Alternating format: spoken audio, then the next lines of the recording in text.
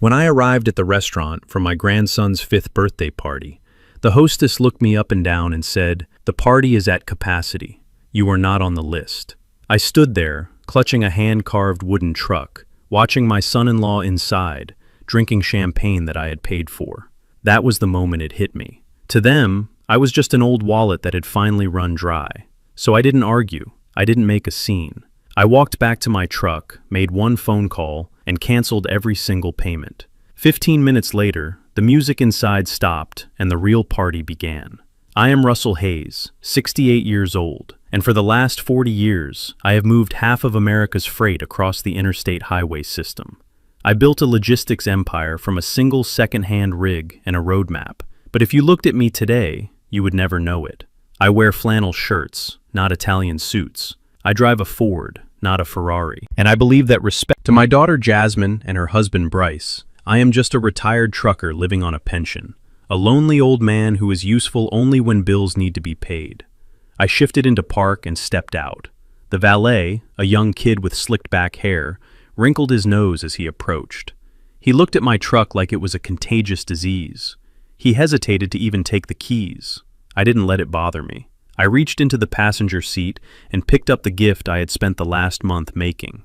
It was a toy semi-truck, carved from solid black walnut, with working wheels and a little cabin door that opened. I had sanded it until the wood felt like silk. My grandson, Leo, loves trucks. He is the only person in this family who looks at me and sees a hero, not an ATM. Today was his 5th birthday. I had transferred $7,000 to Bryce's account 3 weeks ago to cover this party. Bryce had told me it was for a intimate family gathering. I walked toward the entrance, smoothing down my jacket. It was clean, but it was old. I could feel the eyes of the other guests on me as they stepped out of their Teslas and Mercedes. They were the kind of people who think net worth is a personality trait. I ignored them. I just wanted to see Leo's face when he opened the truck. I reached the heavy oak doors and smiled at the hostess standing behind the podium. She was young, beautiful in a cold way, and she didn't smile back. "Name?" she asked, her finger hovering over her iPad. "Russell Hayes," I said. "I am here for the Sterling party, for Leo Sterling." She tapped the screen, scrolled down, and then scrolled back up. She did it slowly, theatrically. Then she looked at me with a practiced look of fake sympathy. "I am sorry, sir. I don't have a Russell Hayes on the guest list." I frowned. "That's a mistake. I am the grandfather. I paid for the party." She let out a short, sharp sigh, like I was wasting her valuable time. "Sir, this is a private event. Mr. Sterling was very specific about the guest list. It is strictly limited to close family and business associates. If you are not on the list, you cannot enter." I looked past her shoulder, through the glass panels of the double doors. The restaurant was bathed in golden light. I saw the balloons, silver and gold. I saw the waiters moving with trays of expensive hors d'oeuvres. And then I saw him, Bryce, my son-in-law. He was standing near the bar, holding a crystal flute of champagne, laughing with a group of men in sharp suits. He looked like he owned the world. He was wearing a tuxedo that probably cost more than my truck. Beside him was my daughter, Jasmine. She looked nervous, clutching her purse, her eyes darting around the room. And sitting at a small table in the corner, looking bored and lonely, was Leo. He was staring at the door. He was waiting for me. I tapped on the glass. Bryce turned. His eyes met mine. For a second I thought he would wave me in. I thought he would run over and tell the hostess there had been a mistake. But he didn't. His smile faded. He looked at me with pure annoyance. Then, he gave a subtle, almost imperceptible shake of his head. He turned his back on me and raised his glass to toast with his friends. The message was clear. I was not a mistake. I was an exclusion. I looked back at the hostess. "Ask him," I said, my voice dropping an octave. "Ask Bryce Sterling." The hostess straightened her spine. "Sir, Mr. Sterling gave us strict instructions. No unlisted guests. Especially not," she paused, looking at my scuffed work boots, "not anyone who doesn't meet the dress code. Please leave, or I will have to call security." My grip tightened on the wooden truck. I could feel the sharp edge of the fender digging into my palm. I wanted to kick that door down. I wanted to march in there and grab Bryce by his expensive lapels and ask him why he felt comfortable taking my money, but not my presence. But then I looked at Leo again. If I caused a scene, Leo would see his grandfather getting dragged out by security guards. I would not ruin his memory of his birthday. I took a deep breath. The cold Chicago air filled my lungs. "Okay," I said. "I will leave." The hostess smirked. "Thank you for understanding." I turned around and walked back toward the valet stand. But I didn't get in my truck. I stood under the awning, out of the wind, and pulled out my phone. My hands were steady. My heart was beating slow and hard, like a war drum. I didn't call Jasmine. She wouldn't answer, or if she did, she would just cry and beg me not to make Bryce mad. I was done making Bryce mad. I was about to make him destitute. I dialed a number that was saved in my contacts simply as the Vault. It wasn't a customer service line. It was a direct line to the private wealth management division of the bank, where I had parked the proceeds from the sale of my company. A woman answered on the first ring. "Good evening, Mr. Hayes. How can I help you?" I watched the restaurant through the window. I could see the waiters pouring another round of vintage wine. "Sarah," I said, my voice calm, "I need you to look at the supplementary platinum card ending in 4590, the one issued to Bryce Sterling." "One moment, sir." I waited. Inside, Bryce was clapping another man on the back, pointing to the open bar as if he were the king of generosity. "I have it, sir," Sarah said.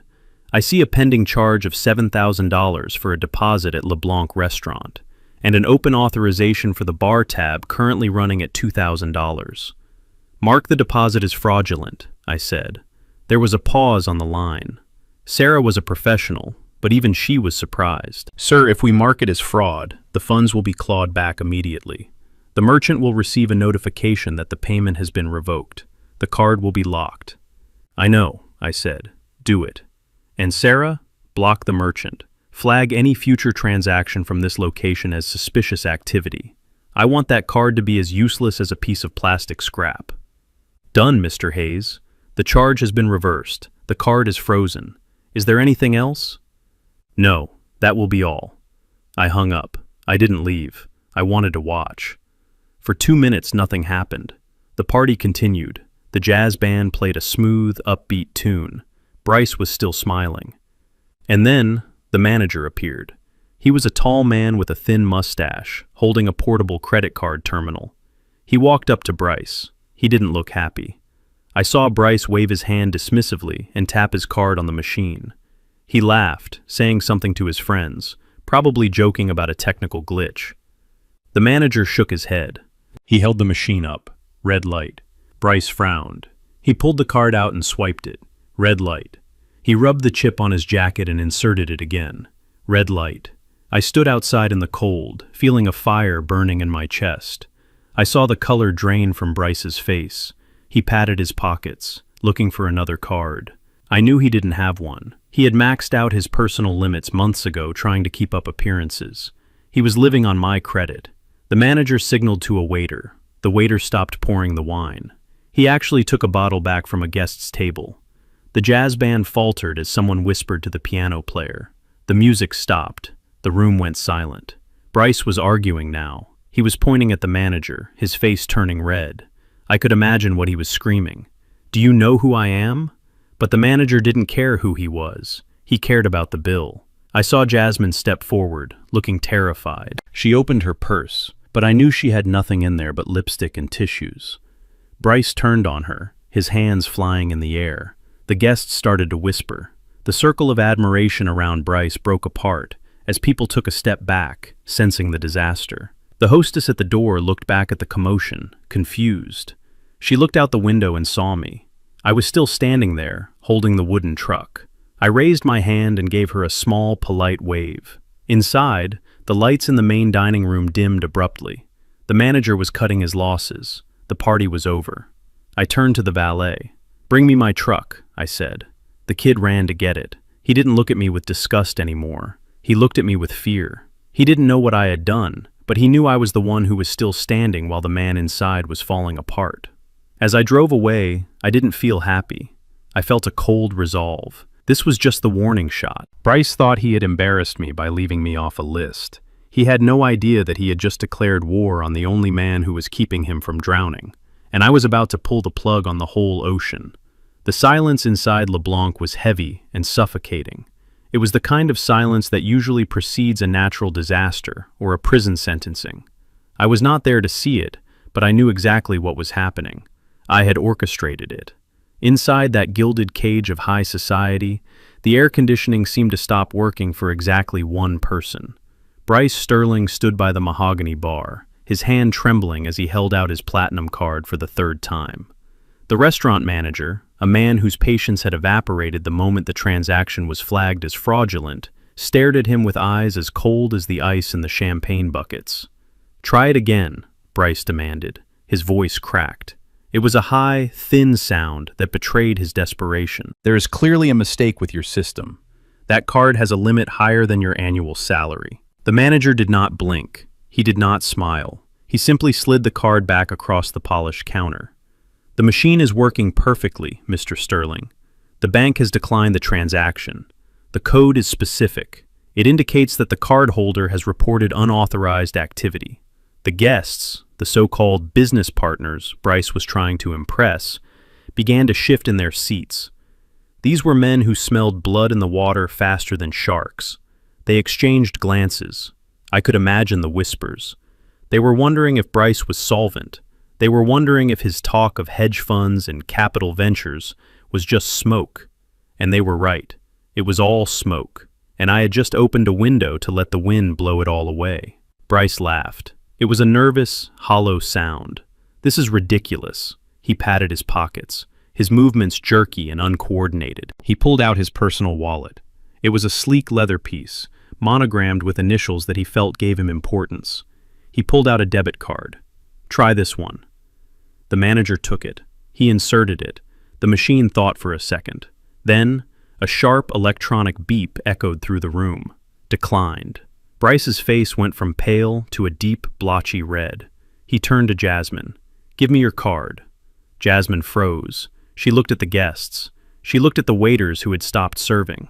She looked at her husband, who was currently stripping away the last shred of their family's dignity. She opened her clutch. Her hands were shaking so badly she dropped a tube of lipstick. It rolled across the floor, stopping at the shoe of a waiter who didn't move to pick it up. She handed Bryce her card.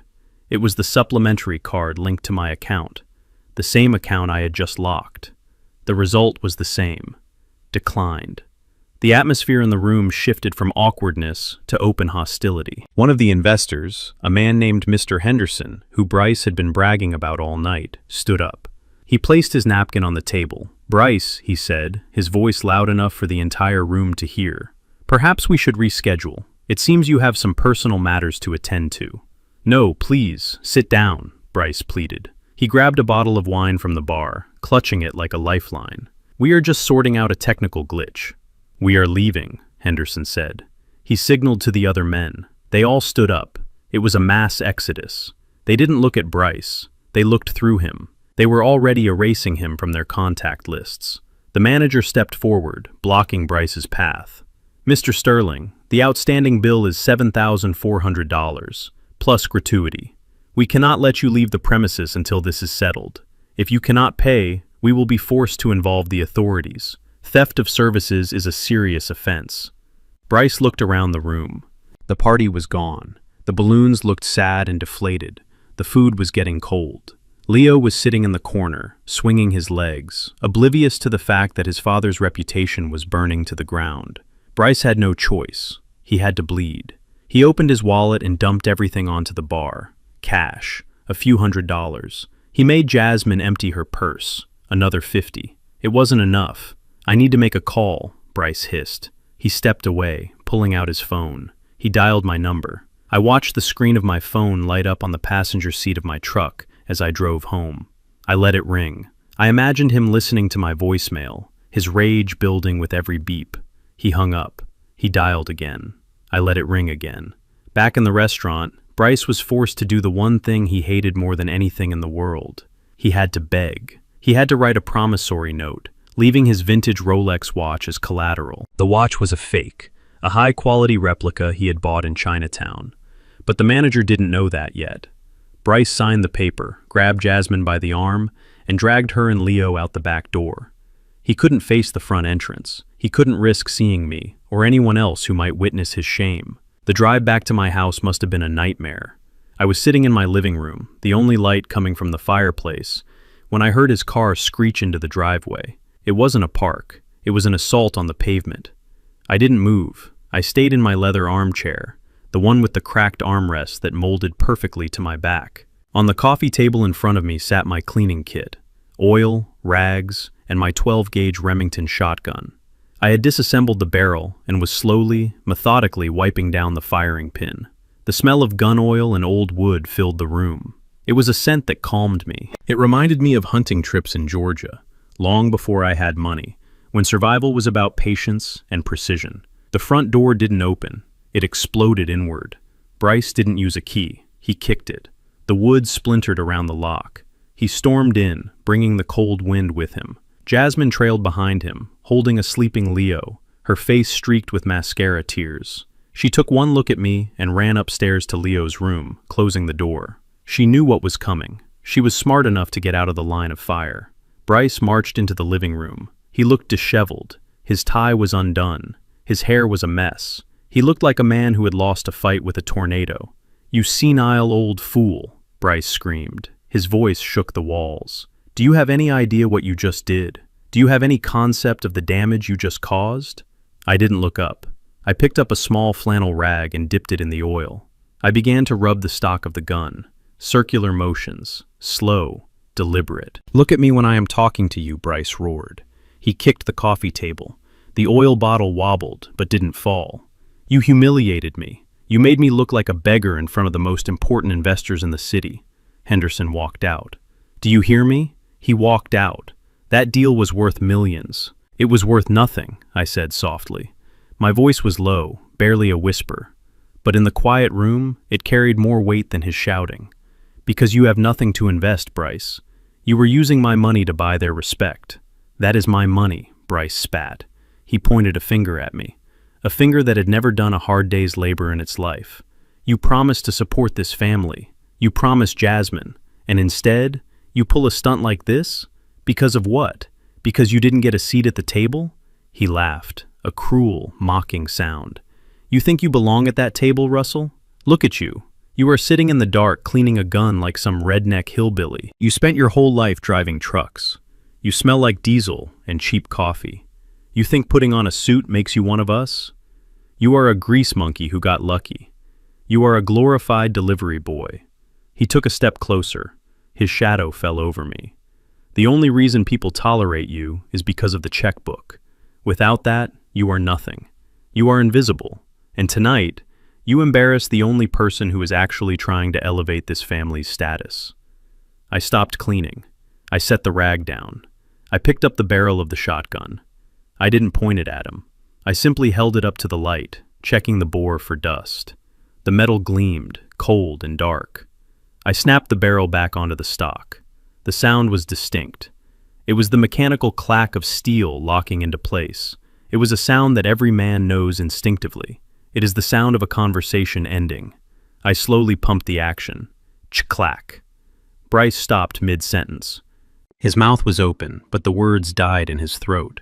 He looked at the gun, then he looked at my eyes. For the first time that night, he really looked at me. He didn't see the old man who paid the bills. He saw the man who had driven solo runs through the darkest highways of America in the 70s. He saw the man who had faced down hijackers and union busters and came out standing. I didn't say a word. I didn't have to. I just looked at him with a gaze that was empty of anger and full of something much worse. Indifference. I looked at him like he was a bug on my windshield, a nuisance. The silence stretched. The clock on the mantel ticked. Bryce swallowed hard. His Adam's apple bobbed. The arrogance drained out of his posture. He took a step back, then another. He realized that in this room, in this house, his suits and his words meant absolutely nothing. He was standing on my territory, and he had just realized that the old lion he thought was toothless still had claws. "Get out of my light, Bryce," I said. He didn't argue. He didn't threaten. He turned around and walked out of the room, his footsteps much quieter than when he entered. He went upstairs to the guest room. I heard the door lock click. I went back to cleaning my gun. I wasn't done yet. The barrel was clean, but the house was still dirty, and I was going to need more than a rag to clean up the mess Bryce had made. This was just the beginning. I picked up the phone again. It was time to initiate phase 2. I dialed the number of a private investigator I hadn't spoken to in 10 years. The night was young, and I had a lot of work to do.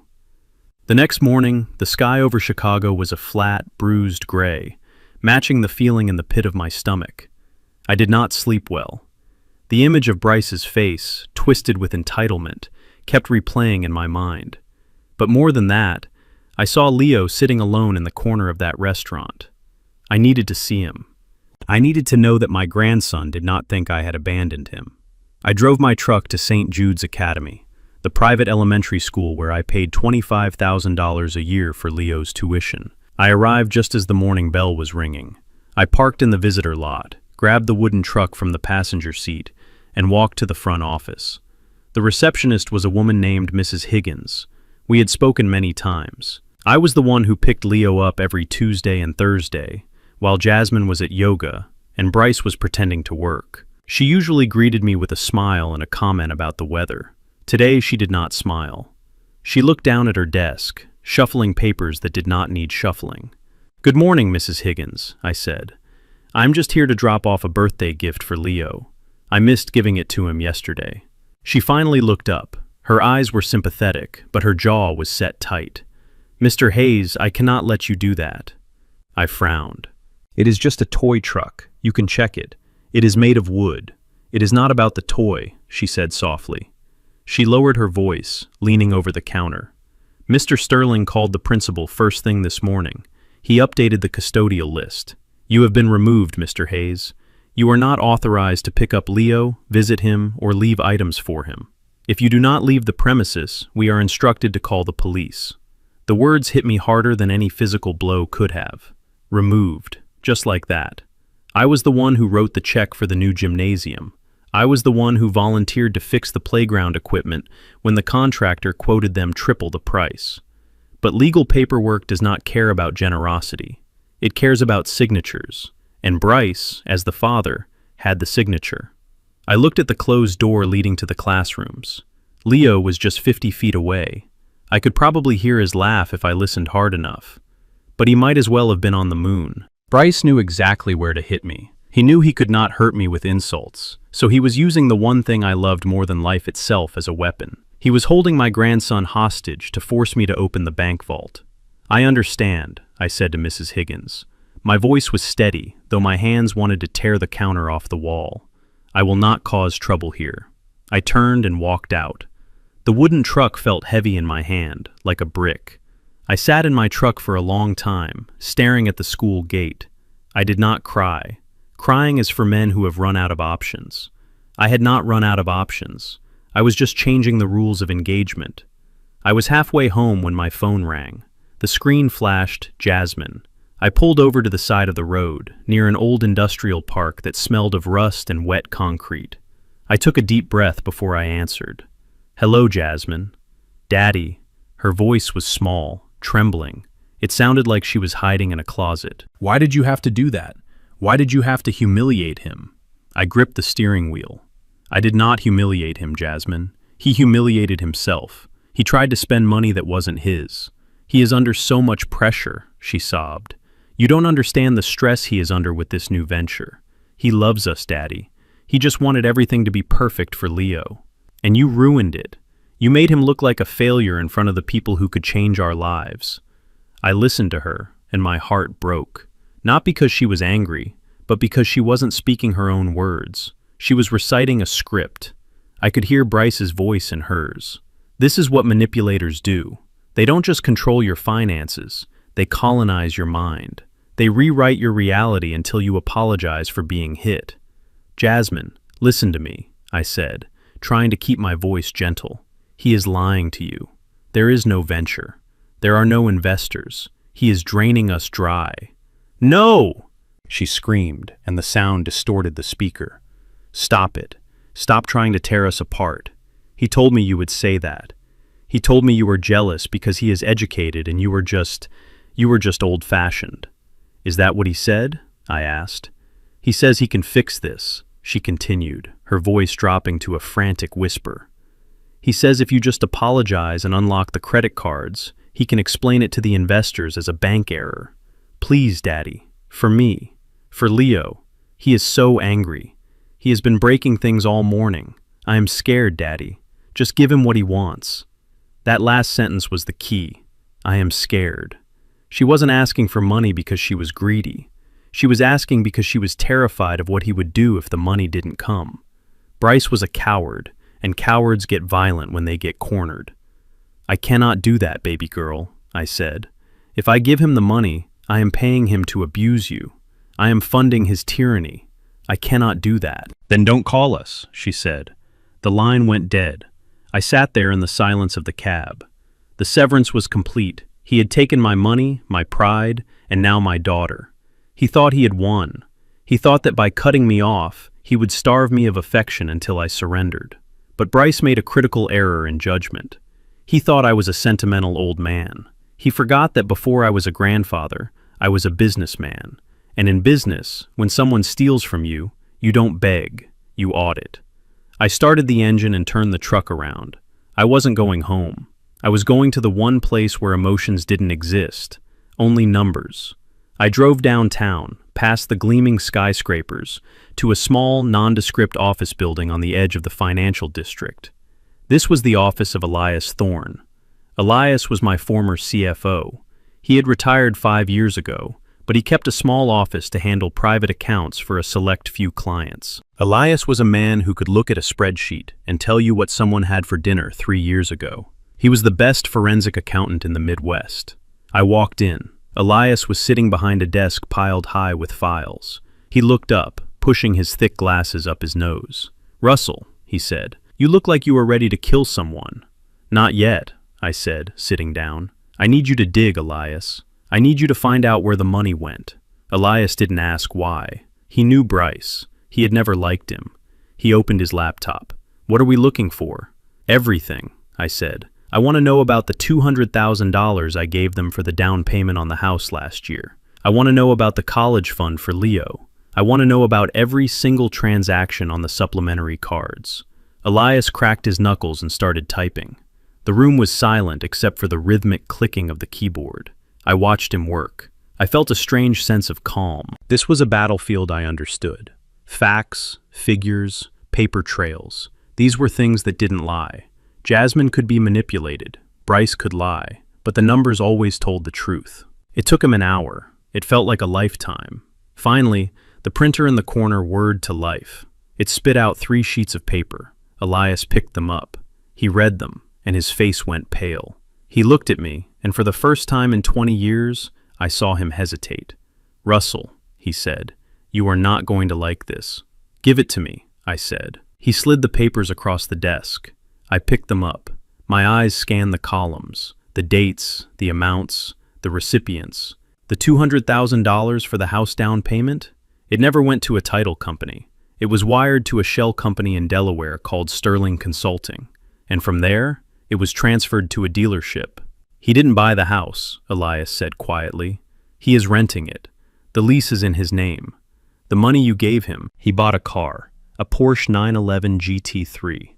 I felt a cold rage settle in my chest. He was living in a rental house, letting my daughter believe they owned it, while he drove a car worth more than her college education. "Keep looking," I said. Elias pointed to the second page. "This is the college fund, or what is left of it. He has been withdrawing cash, large amounts, 9,000 here, 5,000 there. And look at the location of the ATM withdrawals." I looked. They were all in the same zip code, a high-end residential district on the north side. Not where they lived, not where he worked. "And there is this," Elias said, sliding the final page over. "Recurring payments, $3,000 a month, to a luxury apartment complex called the Meridian." I stared at the name. The Meridian. That wasn't an office. That was a residence. "He is keeping someone," I said. The realization was not a shock. It was a confirmation. A man who steals from his family usually has a vice that needs feeding. Bryce's vice wasn't just gambling or drugs. It was another life. "Print it all," I said. "Every single page." Elias hit the print button. The machine began to churn out the evidence of my son-in-law's betrayal. Hundreds of pages. Each one a nail in his coffin. I stood up. I took the stack of papers. They were warm from the printer. I felt their weight. This was no longer a family dispute. This was a criminal investigation. I had the weapon I needed. Now, I just needed to verify the target. I thanked Elias and walked out into the cold afternoon. The gray sky didn't look depressing anymore. It looked like the color of steel. I got into my truck and looked at the address of the Meridian Apartments. It was time to meet the other beneficiary of my hard-earned money. Bryce wanted to play games with lists? He wanted to keep me off the guest list? Fine. I was about to add myself to a list he never expected me to be on. The list of people who knew his dirty little secret.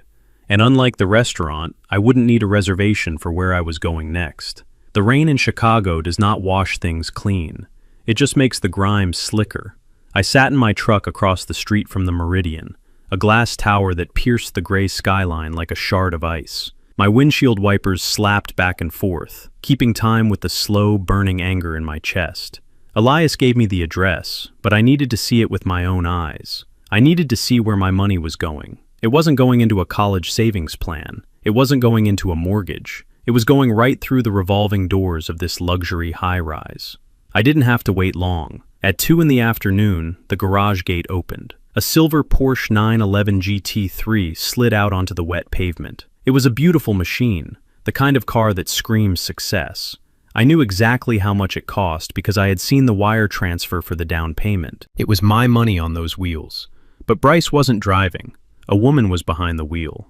She was young, maybe 25, with blonde hair that fell over a designer leather jacket. She looked nothing like my daughter.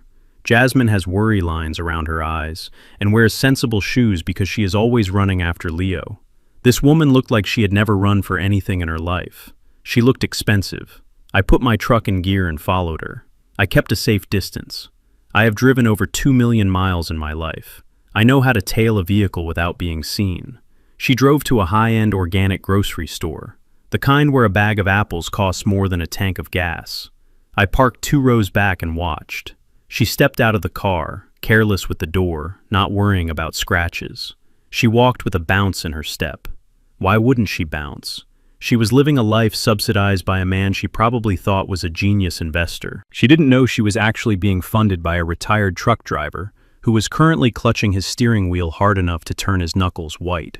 I watched her come out 20 minutes later. She wasn't carrying diapers or bulk rice or discount laundry detergent like Jasmine. She was carrying 2 small bags of gourmet food and a bottle of wine. She laughed at something on her phone as she loaded the bags into the front trunk of the Porsche. That car represented Leo's future. It represented the security I had promised my wife Etta on her deathbed. Etta had made me swear to look after Jasmine, and here I was, watching a stranger drive away with my promise wrapped in German engineering. I didn't confront her, not yet. A general does not attack the infantry when he is hunting the commander. I needed to know the full extent of the battlefield. I waited until she drove back to the apartment complex. I watched her valet the car. I watched her disappear into the lobby. I wrote down the time.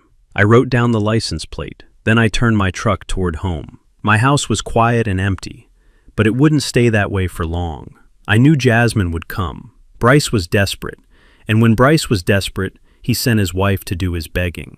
Sure enough, just after sunset, headlights swept across my living room wall. It was Jasmine's minivan. It was 6 years old, with a dent in the rear bumper that Bryce had promised to fix 2 years ago.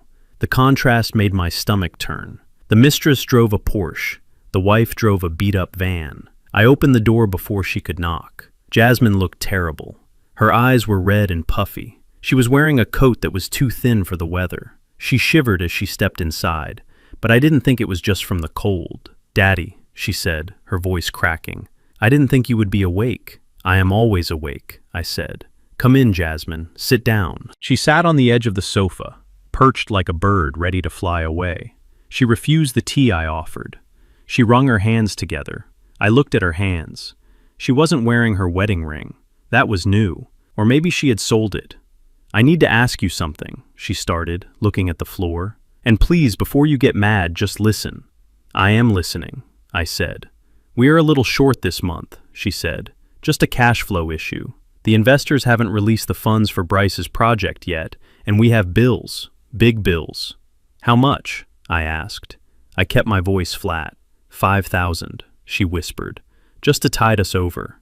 For groceries, for the house, and for Leo's school. They sent a notice today. I looked at my daughter.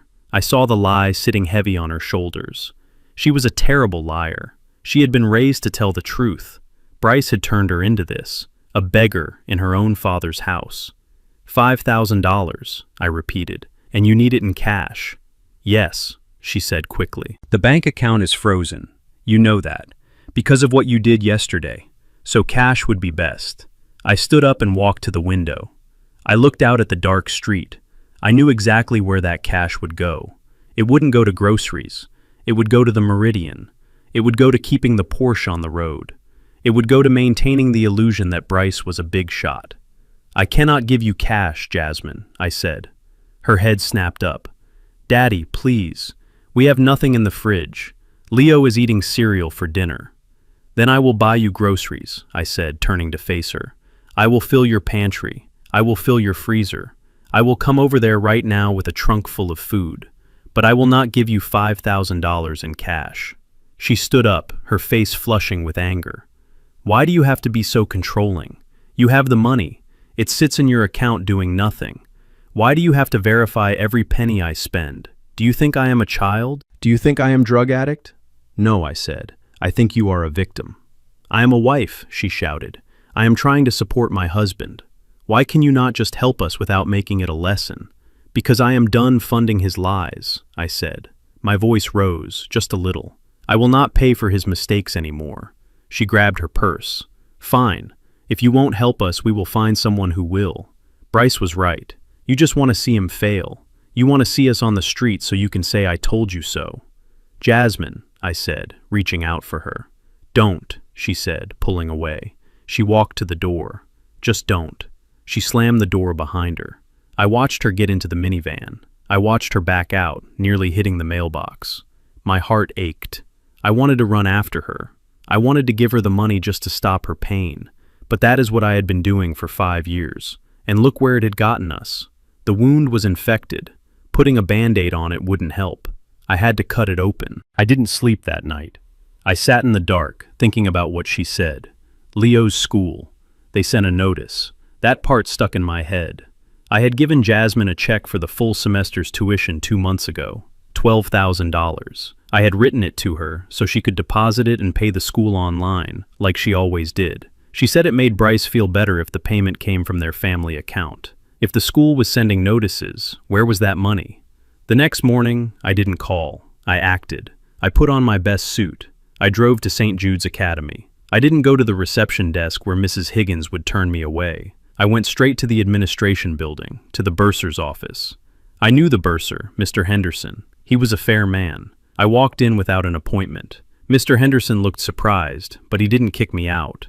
Russell, he said, I heard about the incident at the restaurant, and the restricted list. I am afraid I cannot give you any information about Leo. I am not here to pick up Leo, I said, placing my checkbook on his desk. I am here to pay a bill. My daughter told me there was a notice regarding Leo's tuition. I want to clear the balance. Mr. Henderson hesitated. He looked at his computer screen. Then he looked at me with a pained expression.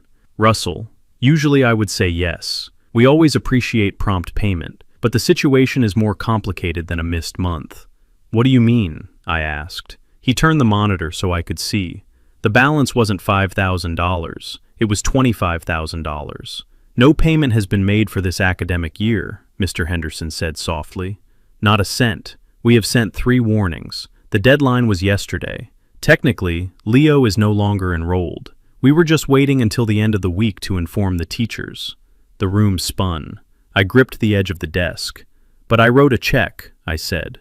2 months ago. $12,000. Mr. Henderson shook his head. We never received it, Russell. I closed my eyes. I saw it all clearly.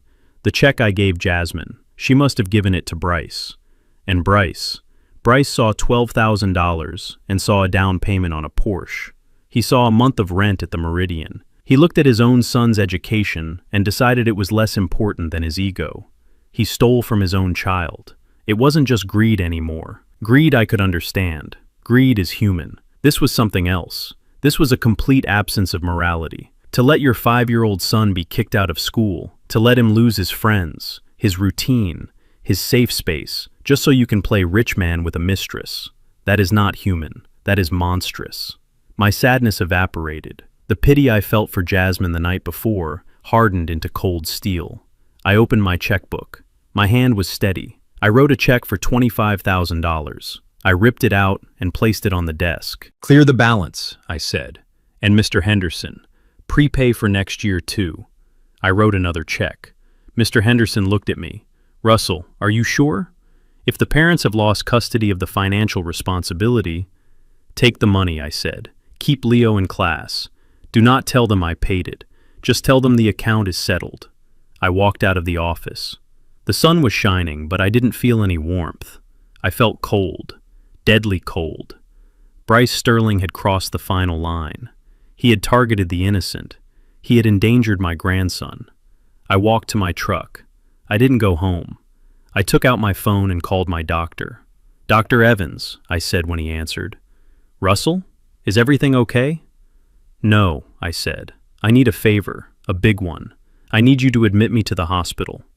"What? Why? You are healthy as a horse." "I know," I said, "but Bryce doesn't know that. I need to look weak, Doc. I need to look like I am dying, because I need him to come to me. I need him to feel safe enough to try and take the rest of it." There was a silence on the line. "Russell, what are you planning?" "I am planning a funeral," I said, "but not mine." I hung up. It was time to play dead. It was time to let the vulture come for the carcass, only to find out the trap was already set. The antiseptic smell of the hospital room was sharp enough to burn the inside of my nose. It was the smell of sickness and endings. To most people, this room would be a nightmare. To me, it was a stage. I was lying in a bed with railings pulled up, hooked to a monitor that beeped with a steady, rhythmic pulse. Dr. Evans had done his job perfectly. He had admitted me under a diagnosis of acute cardiac distress brought on by hypertension. It was vague enough to be terrifying, but specific enough to be believable for a man of my age. 2 hours ago, I had walked into the lobby of my bank, the main branch on 5th Avenue. I waited until the line was long. I waited until the cameras were watching. And then, I didn't just fall, I crumbled. I let my legs give out, grabbing my chest, gasping for air like a fish thrown onto the dock. I saw the panic in the teller's eyes.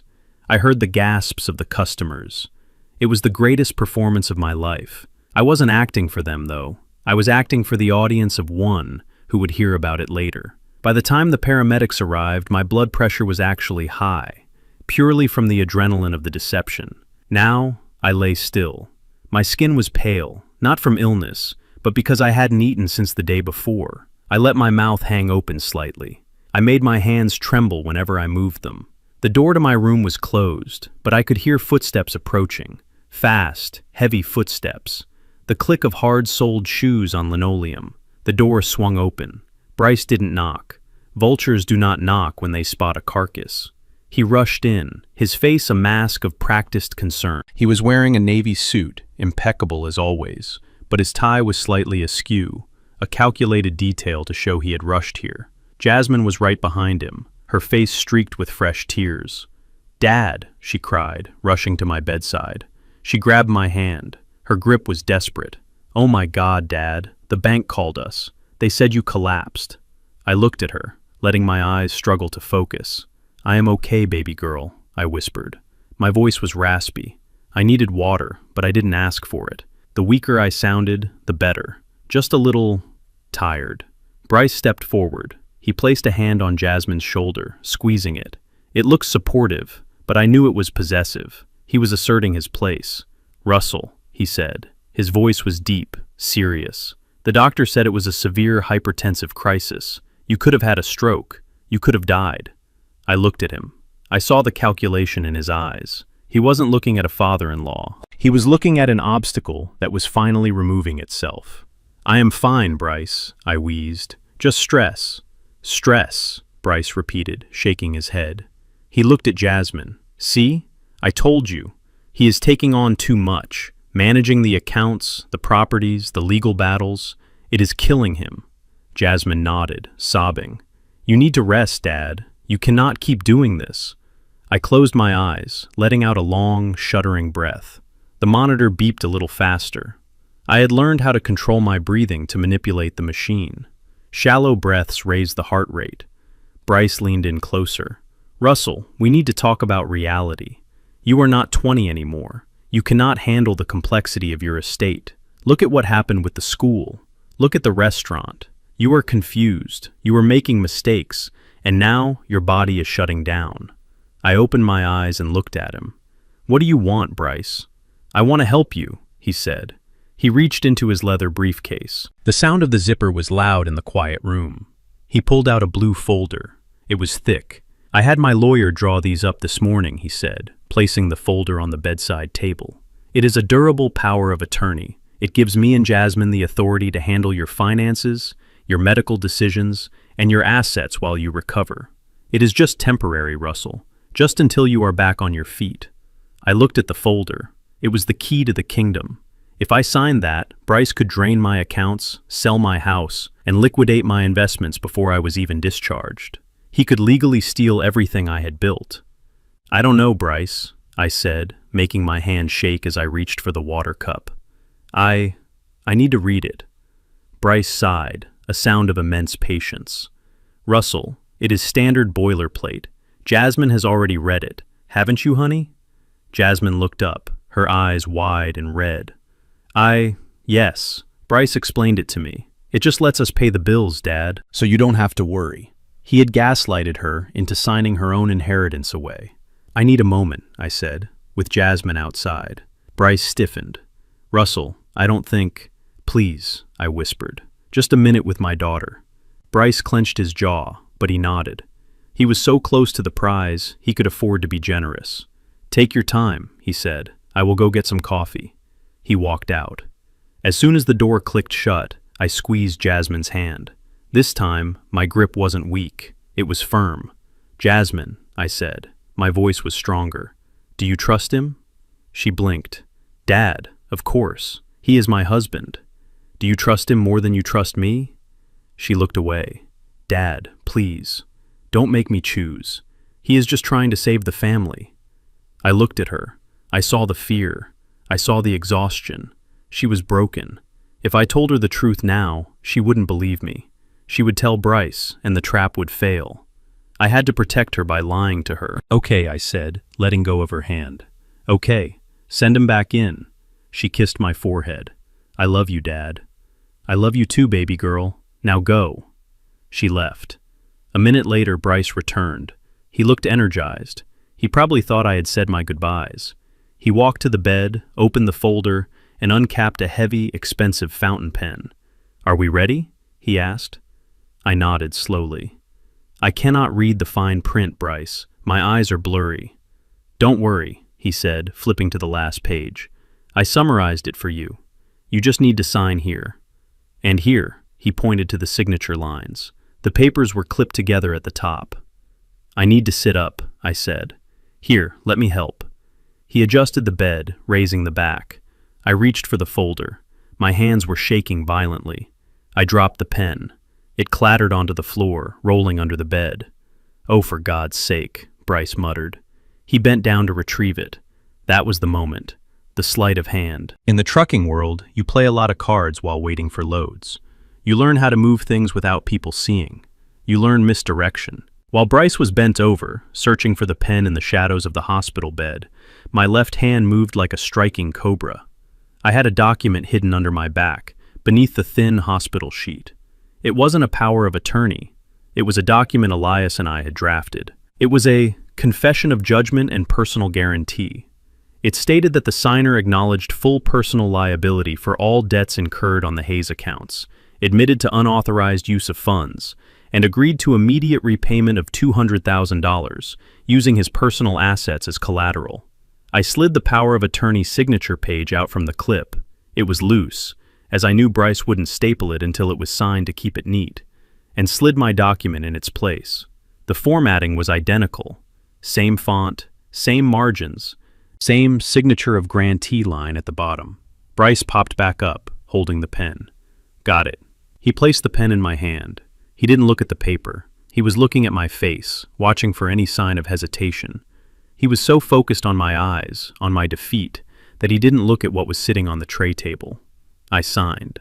My signature was shaky, barely legible, but it was there. "Okay," I wheezed. "Now you." "Me?" Bryce asked. "Yes," I said. "You have to sign to accept the authority. Otherwise, the bank won't honor it. You know that." "Of course," he said. He was arrogant. He didn't read. Why would he? He brought the papers. He thought he controlled the paper trail. He took the pen. He bent over the table. "Sign it, Bryce," I thought. "Sign your life away." He pressed the nib to the paper. The ink flowed. Bryce Sterling. A large, sweeping signature with a flourish at the end. The signature of a man who thought he had just won the lottery. He capped the pen. He smiled. It was a wolfish smile. "You did the right thing, Russell," he said. He closed the folder. "I will take care of everything. You just sleep." I watched him put the folder back in his briefcase. He had just signed a confession that would hold up in any court in Illinois. He had just legally admitted to being a thief and agreed to pay me back every cent. "I will sleep now," I said, closing my eyes. "Rest well, old man," Bryce said. There was no warmth in his voice anymore, only triumph. He walked out of the room. I waited until his footsteps faded down the hallway. Then I opened my eyes. I reached for the monitor controls and silenced the beeping. I wasn't shaking anymore. I sat up, poured myself a glass of water, and drank it in one long gulp. The trap was sprung. The rat had taken the cheese. Now, all I had to do was wait for the snap. The hospital room was quiet, but my mind was louder than a diesel engine on a steep grade. I lay in the bed, the heart monitor chirping a steady rhythm that I had learned to ignore. To the nurses and the doctors, I was a sleeping old man, recovering from a near-fatal hypertensive crisis. To the rest of the world, I was Russell Hayes, a retired trucker who had finally succumbed to the weight of his age. But underneath the thin hospital blanket, holding a tablet with the screen brightness turned down low, I was a hunter watching his prey step directly into the crosshairs. Bryce Sterling did not go home to comfort his weeping wife after leaving my bedside. He did not go to pick up his son from school. He went straight to the celebration he felt he finally deserved. I watched the GPS dot of the Porsche moved across the map of Chicago. It stopped at the Meridian. It stayed there for an hour. Then it moved to a high-end shopping district on Michigan Avenue. I received a notification on my secure banking app. It was not a withdrawal, because I had frozen the cards, but it was an attempt, a decline at a Cartier boutique. Bryce was trying to buy a diamond tennis bracelet. He was probably standing there, embarrassed, explaining to the sales clerk that it was a bank error. I could imagine the sweat on his forehead. But Bryce was resourceful when it came to his vices. 10 minutes later, I saw a withdrawal from a joint savings account he shared with Jasmine, $5,000. It was the last of their liquid cash. He bought a smaller bracelet. He bought a bottle of Dom Perignon. He was celebrating the signing of the power of attorney. He thought the document was his golden ticket. He thought that by tomorrow morning he would have access to my entire portfolio. He was already spending the millions he thought he had stolen. I switched the feed on my tablet to the camera I had installed in the hallway of his rental house. It was empty. Jasmine was likely in the kitchen, or picking up Leo. Bryce was with the mistress, popping champagne, toasting to the death of the old man and the rise of the new king. The arrogance of a man like Bryce is his blind spot. He believes he is the smartest person in the room because he wears the most expensive suit. He believes that because I spent my life in work boots, I cannot possibly understand the complexities of finance. He sees me as a resource to be mined, not a mind to be feared. He was about to learn that the hardest lessons in life do not come from a university lecture hall. They come from the school of hard knocks, and I was the dean of admissions. While Bryce was busy playing the tycoon with his mistress, my next piece on the chessboard was moving into position. I had made a call earlier that morning to an old associate of mine named Mr. Wallace. Wallace was not a trucker. He was a retired actor who had found that he had a talent for corporate con games. He looked like old money. He spoke with a transatlantic accent that sounded like it cost money to listen to. I had hired him for a specific role. I called it the angel investor. I watched the surveillance feed from the private club where Bryce had moved his celebration. Wallace walked in. He was wearing a bespoke suit and a watch that cost more than Bryce's car. He sat at the bar, 2 seats away from Bryce. He ordered a scotch, neat, and started talking to the bartender about his latest acquisition in Silicon Valley. He spoke loud enough for Bryce to hear, but not so loud that it seemed staged. I saw Bryce's ears perk up. It was like watching a dog hear a can opener. Bryce turned. He saw the suit. He saw the watch. He saw the opportunity. "Excuse me," Bryce said, leaning over. I couldn't help but overhear. "You are in venture capital?" Wallace turned slowly. He looked Bryce up and down, assessing him. "I am. And you are?" "Bryce Sterling," Bryce said, extending his hand. "I manage a private equity fund. Sterling Ventures." I almost laughed out loud in my hospital bed. Sterling Ventures was a checking account with $12 in it. Wallace smiled. A shark recognizing another shark. Or rather, a shark recognizing a seal dressed as a shark. "Pleasure. I am Charles. I am actually looking for local partners for a high-yield project. Artificial intelligence infrastructure. The returns are projected at 300% in the first quarter. But I prefer to keep the circle small." Bryce's eyes widened. This was the language he spoke. Fast money, high returns, exclusive circles. He didn't ask for a business plan. He didn't ask for due diligence. He just heard 300%. "Tell me more," Bryce said. Wallace lowered his voice. "It is a buy-in situation, Mr. Sterling. The window closes on Friday. I need liquidity to secure the server farms. $2 million is the entry point. But for a local partner, someone who knows the Chicago landscape, I might be able to squeeze you in for $500,000. 500,000. That was the magic number. It was enough to be significant, but low enough that Bryce would think he could scrape it together from my accounts. "I can do that," Bryce said without hesitation. "I can have the funds by tomorrow." Wallace nodded. "Excellent. But I need a good faith deposit today, cash or assets, just to show you are serious. The board is very strict." Bryce hesitated. He knew his cards were frozen. He knew the power of attorney wouldn't be processed by the bank until the next business day. He needed a bridge. "I have assets," Bryce said, "tangible assets." Wallace checked his watch. "I have a flight to Zurich tonight. Meet me at the lounge in the Drake Hotel at 8. Bring the deposit. If you are serious, we will make you a very rich man, Mr. Sterling." Wallace stood up, finished his drink, and walked out. Bryce sat there, staring at his empty champagne glass. He looked manic. He looked like an addict who had just been promised the ultimate high. He pulled out his phone. He didn't call the bank. He called home. I switched the camera feed back to Jasmine's house. I saw her walking through the living room, holding a laundry basket. She looked exhausted.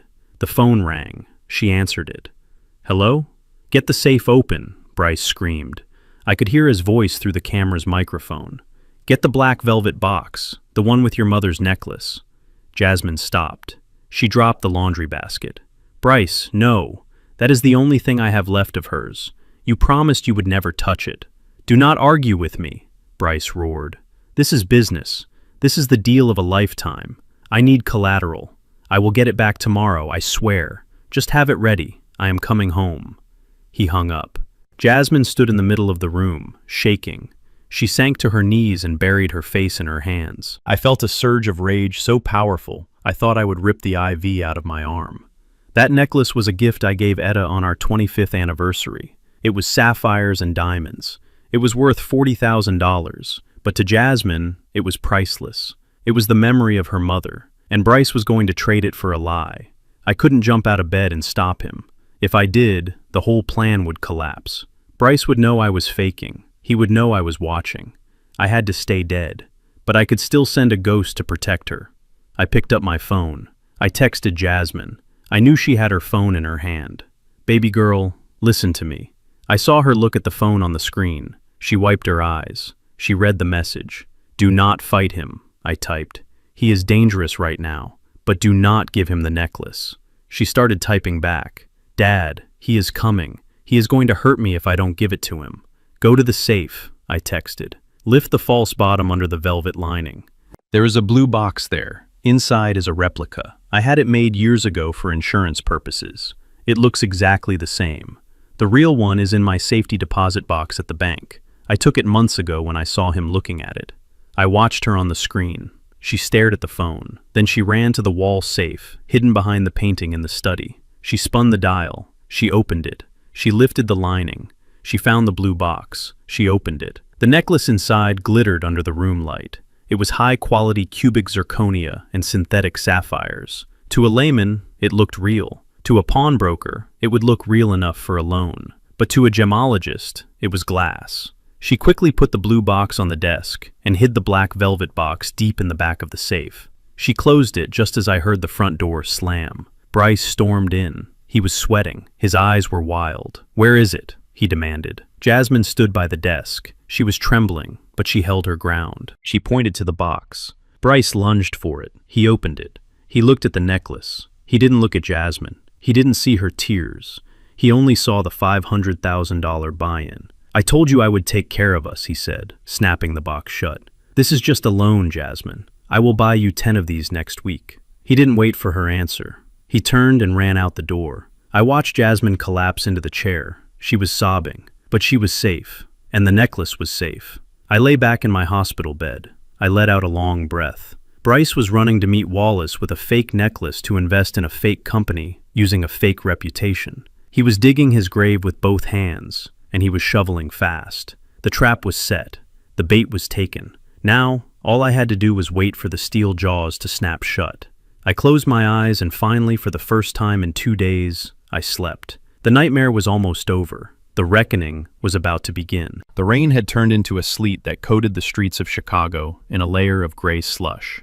It was fitting weather for a funeral, and Bryce Sterling was unknowingly attending his own. He parked his Porsche illegally in front of Gold and Stone, a high-end pawnbroker on Wabash Avenue that catered to the desperate elite. He didn't feed the meter. He didn't care. In his mind, he was 45 minutes away from securing a partnership that would make parking tickets irrelevant. He clutched the black velvet box in his pocket, as if it contained a human heart. He pushed through the heavy glass door. The shop smelled of old money and quiet despair. The broker, a man named Mr. Solomon, who wore a loop around his neck like a stethoscope, looked up from a ledger. He didn't smile. He knew why men like Bryce came in at 7 in the evening on a Tuesday. "I need a bridge loan," Bryce said, placing the box on the counter. He tried to sound casual, but his voice was tight. "I have a liquidity issue with a wire transfer. I need $50,000, cash. I will buy it back on Monday for 60. Mr. Solomon didn't answer. He opened the box. The sapphire necklace glittered under the halogen lights. It looked magnificent. It looked like a king's ransom. Bryce smirked. He felt the power returning to his veins. This was the necklace Jasmine's mother had worn to the opera. It was the real deal. Mr. Solomon picked up the necklace. He didn't gasp. He didn't admire it. He pulled his loop up to his eye and leaned in. The silence in the room was heavy. The only sound was the ticking of a grandfather clock in the corner. Bryce tapped his fingers on the glass counter. "Come on," he thought. "Hurry up. Wallace is waiting." After a long minute, Mr. Solomon set the necklace back in the box. He took the loop off his eye and looked at Bryce with a flat, bored expression. "I cannot help you, Mr. Sterling." Bryce laughed. It was a sharp, incredulous sound. "What do you mean you cannot help me? That is a $40,000 piece.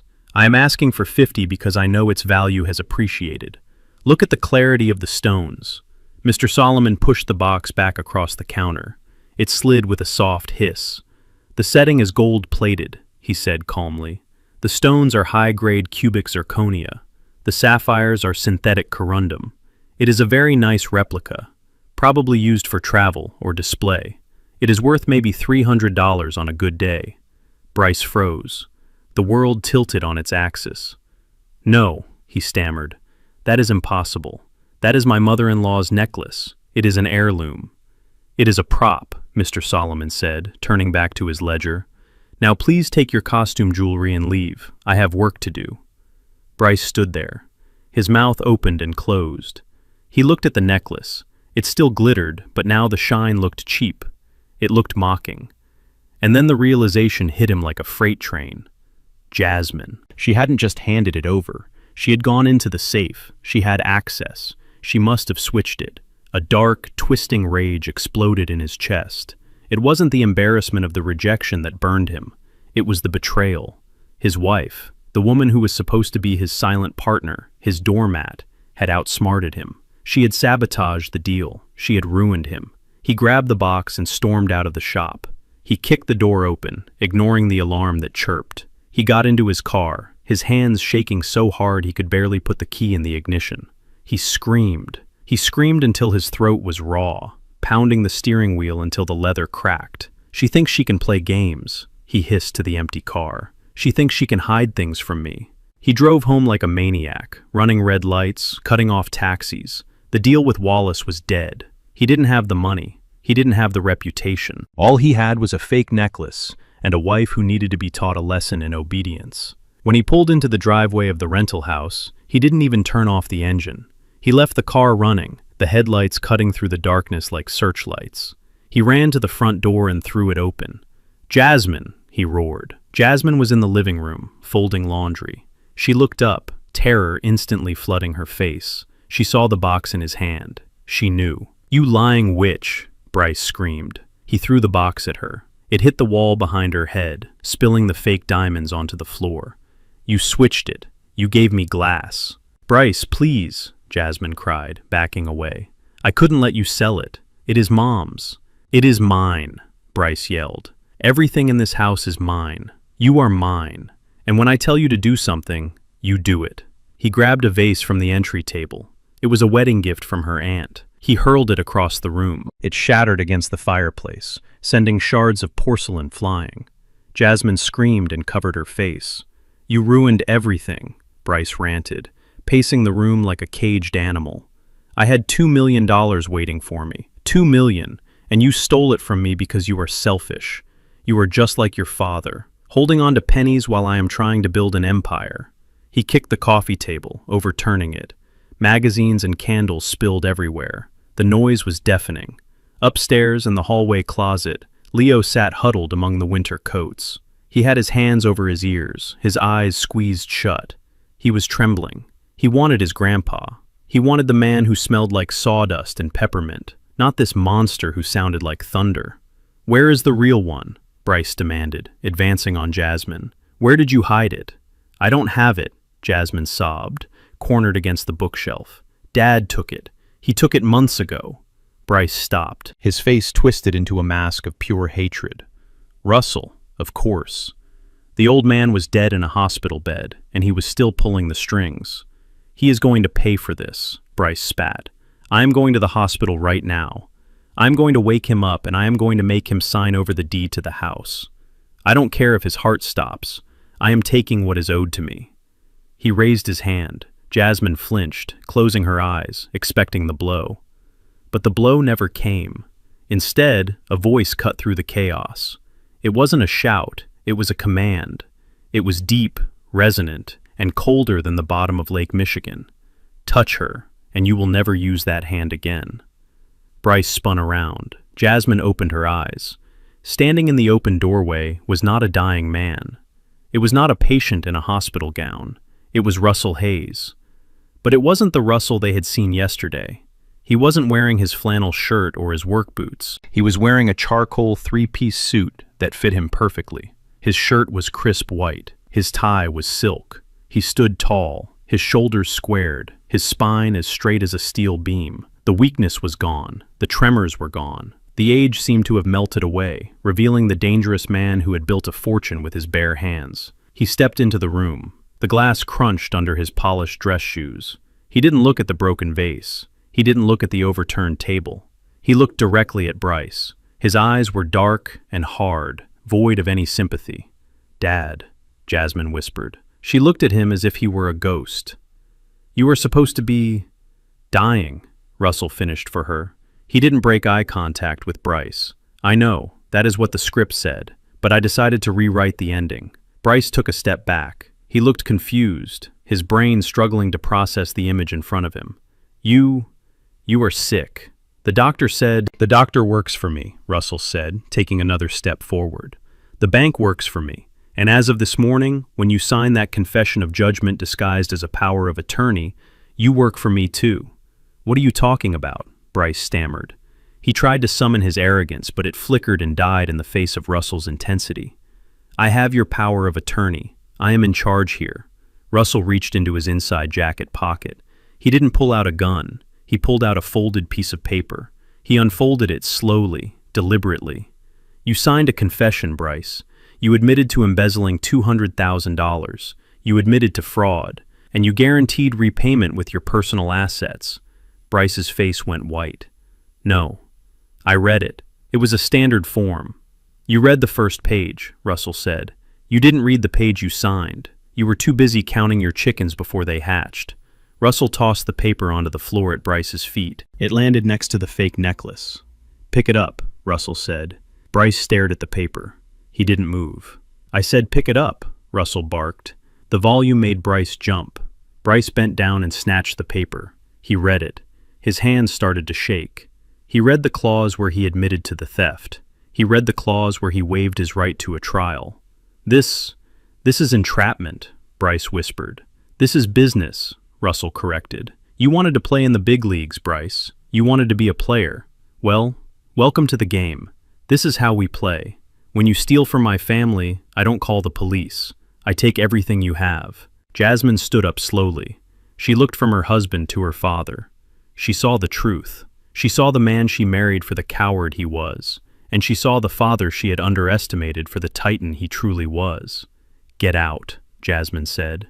Her voice was quiet, but it was steady. Bryce looked at her. What? Get out of my house, she said louder. This is my house, Bryce snarled, trying to regain control. I pay the rent. Russell laughed. It was a dry, humorless sound. Actually, you don't. You haven't paid rent in 3 months. The landlord called me yesterday. I bought the lease this morning. I am your landlord now, Bryce, and I am evicting you. Bryce looked around the room. The walls were closing in. The exits were blocked. He realized with a terrifying clarity that he had been outmaneuvered at every turn. You cannot do this, Bryce said, his voice rising to a panic. I have rights. You have 48 hours, Russell cut him off. 48 hours to vacate the premises. If you are still here, I will have the sheriff remove you. And Bryce, if you try to take anything other than your clothes, if you try to take one single item that belongs to my daughter or my grandson, I will activate the clause in that document, and I will garnish your wages until you are 100 years old. Bryce looked at Russell. He saw the end of his world reflected in the old man's eyes. He didn't say another word. He couldn't. He turned and ran up the stairs. A moment later, we heard the sound of a suitcase being dragged across the floor. Russell walked over to Jasmine. He didn't hug her yet. He looked down at the mess on the floor. Where is Leo? He asked softly. In the closet, Jasmine whispered. Russell nodded. He adjusted his cuffs. Go help him pack, Jasmine. But check his bags. Make sure he doesn't take the silver. Russell walked past her towards the stairs. He wasn't going to help Bryce. He was going to get his grandson. He opened the closet door. Leo looked up, his eyes red from crying. When he saw his grandfather in the suit, looking like a superhero, he didn't ask questions. He just launched himself into Russell's arms. I got you, Russell whispered, lifting the boy up. I got you, and nobody is ever going to scare you again. The air in the living room was thick enough to choke on. Bryce stood at the foot of the stairs, his suitcase handle gripped in his hand, but he wasn't moving. The fear I had seen in his eyes moments ago had curdled into something uglier. It was a mix of desperation and deep-seated prejudice. He looked at me, standing there in my suit, and he didn't see a successful businessman or a protective grandfather. He saw an error in the natural order of things. He saw a man he felt superior to, simply by birthright, holding the keys to his existence. And that reality broke something inside him. You cannot kick me out, Bryce said. His voice was low, vibrating with a dark energy. This is my house. My name is on the deed. You gifted it to us. A gift is a gift. You cannot just take it back because you decided to play God today. I took a step closer to him. I didn't raise my voice. I didn't have to. The silence of the house amplified every word. It was a conditional gift, Bryce. Do you know what the word conditional means? It means it comes with strings attached, and you just used those strings to hang yourself. Bryce dropped his suitcase. It hit the floor with a heavy thud. He stepped over it, closing the distance between us. He was taller than me, younger, and in his mind, better. He puffed out his chest, trying to use his physical presence to intimidate me. But he forgot that I had stared down union busters with baseball bats in the 80s. A soft-handed investment broker was not going to make me flinch. You think you are so smart, Bryce spat. You think because you have a few $1 million in the bank, you are one of us. But you are not. You are just a historical accident. You are a lottery winner who got lucky hauling cargo. You don't belong in this neighborhood. You don't belong in this tax bracket. And you certainly don't belong at the head of this family." I watched him unravel. I let him talk. I wanted Jasmine to hear this. I wanted her to hear the thoughts he had kept hidden behind his charming smile all these years. "Jasmine didn't marry me for love, Russell," Bryce sneered, pointing a finger at my chest. "She married me because she needed to dilute the bloodline. She needed someone with pedigree to wash away the stain of your blue-collar past. She needed a white husband to open the doors that would always be slammed in your face." I heard a gasp from the kitchen doorway. Jasmine was standing there, her hand over her mouth. She had heard every word. Bryce didn't care. He was too far gone. "Look at Leo," Bryce continued, his eyes wild. "He has my eyes. He has my potential. He is going to be a king in this city because of me, because of my name. Not yours. You are just the bankroll, Russell. That is all you ever were, a wallet with a pulse. And now that the wallet is trying to give orders, it is time to remind you of your place." He poked me in the chest, hard. "My name is on the deed," he shouted. "Mine. And there is not a damn thing you or your high-priced lawyers can do about it. Possession is 9/10 of the law, and I am not leaving." I looked down at where his finger had touched my suit.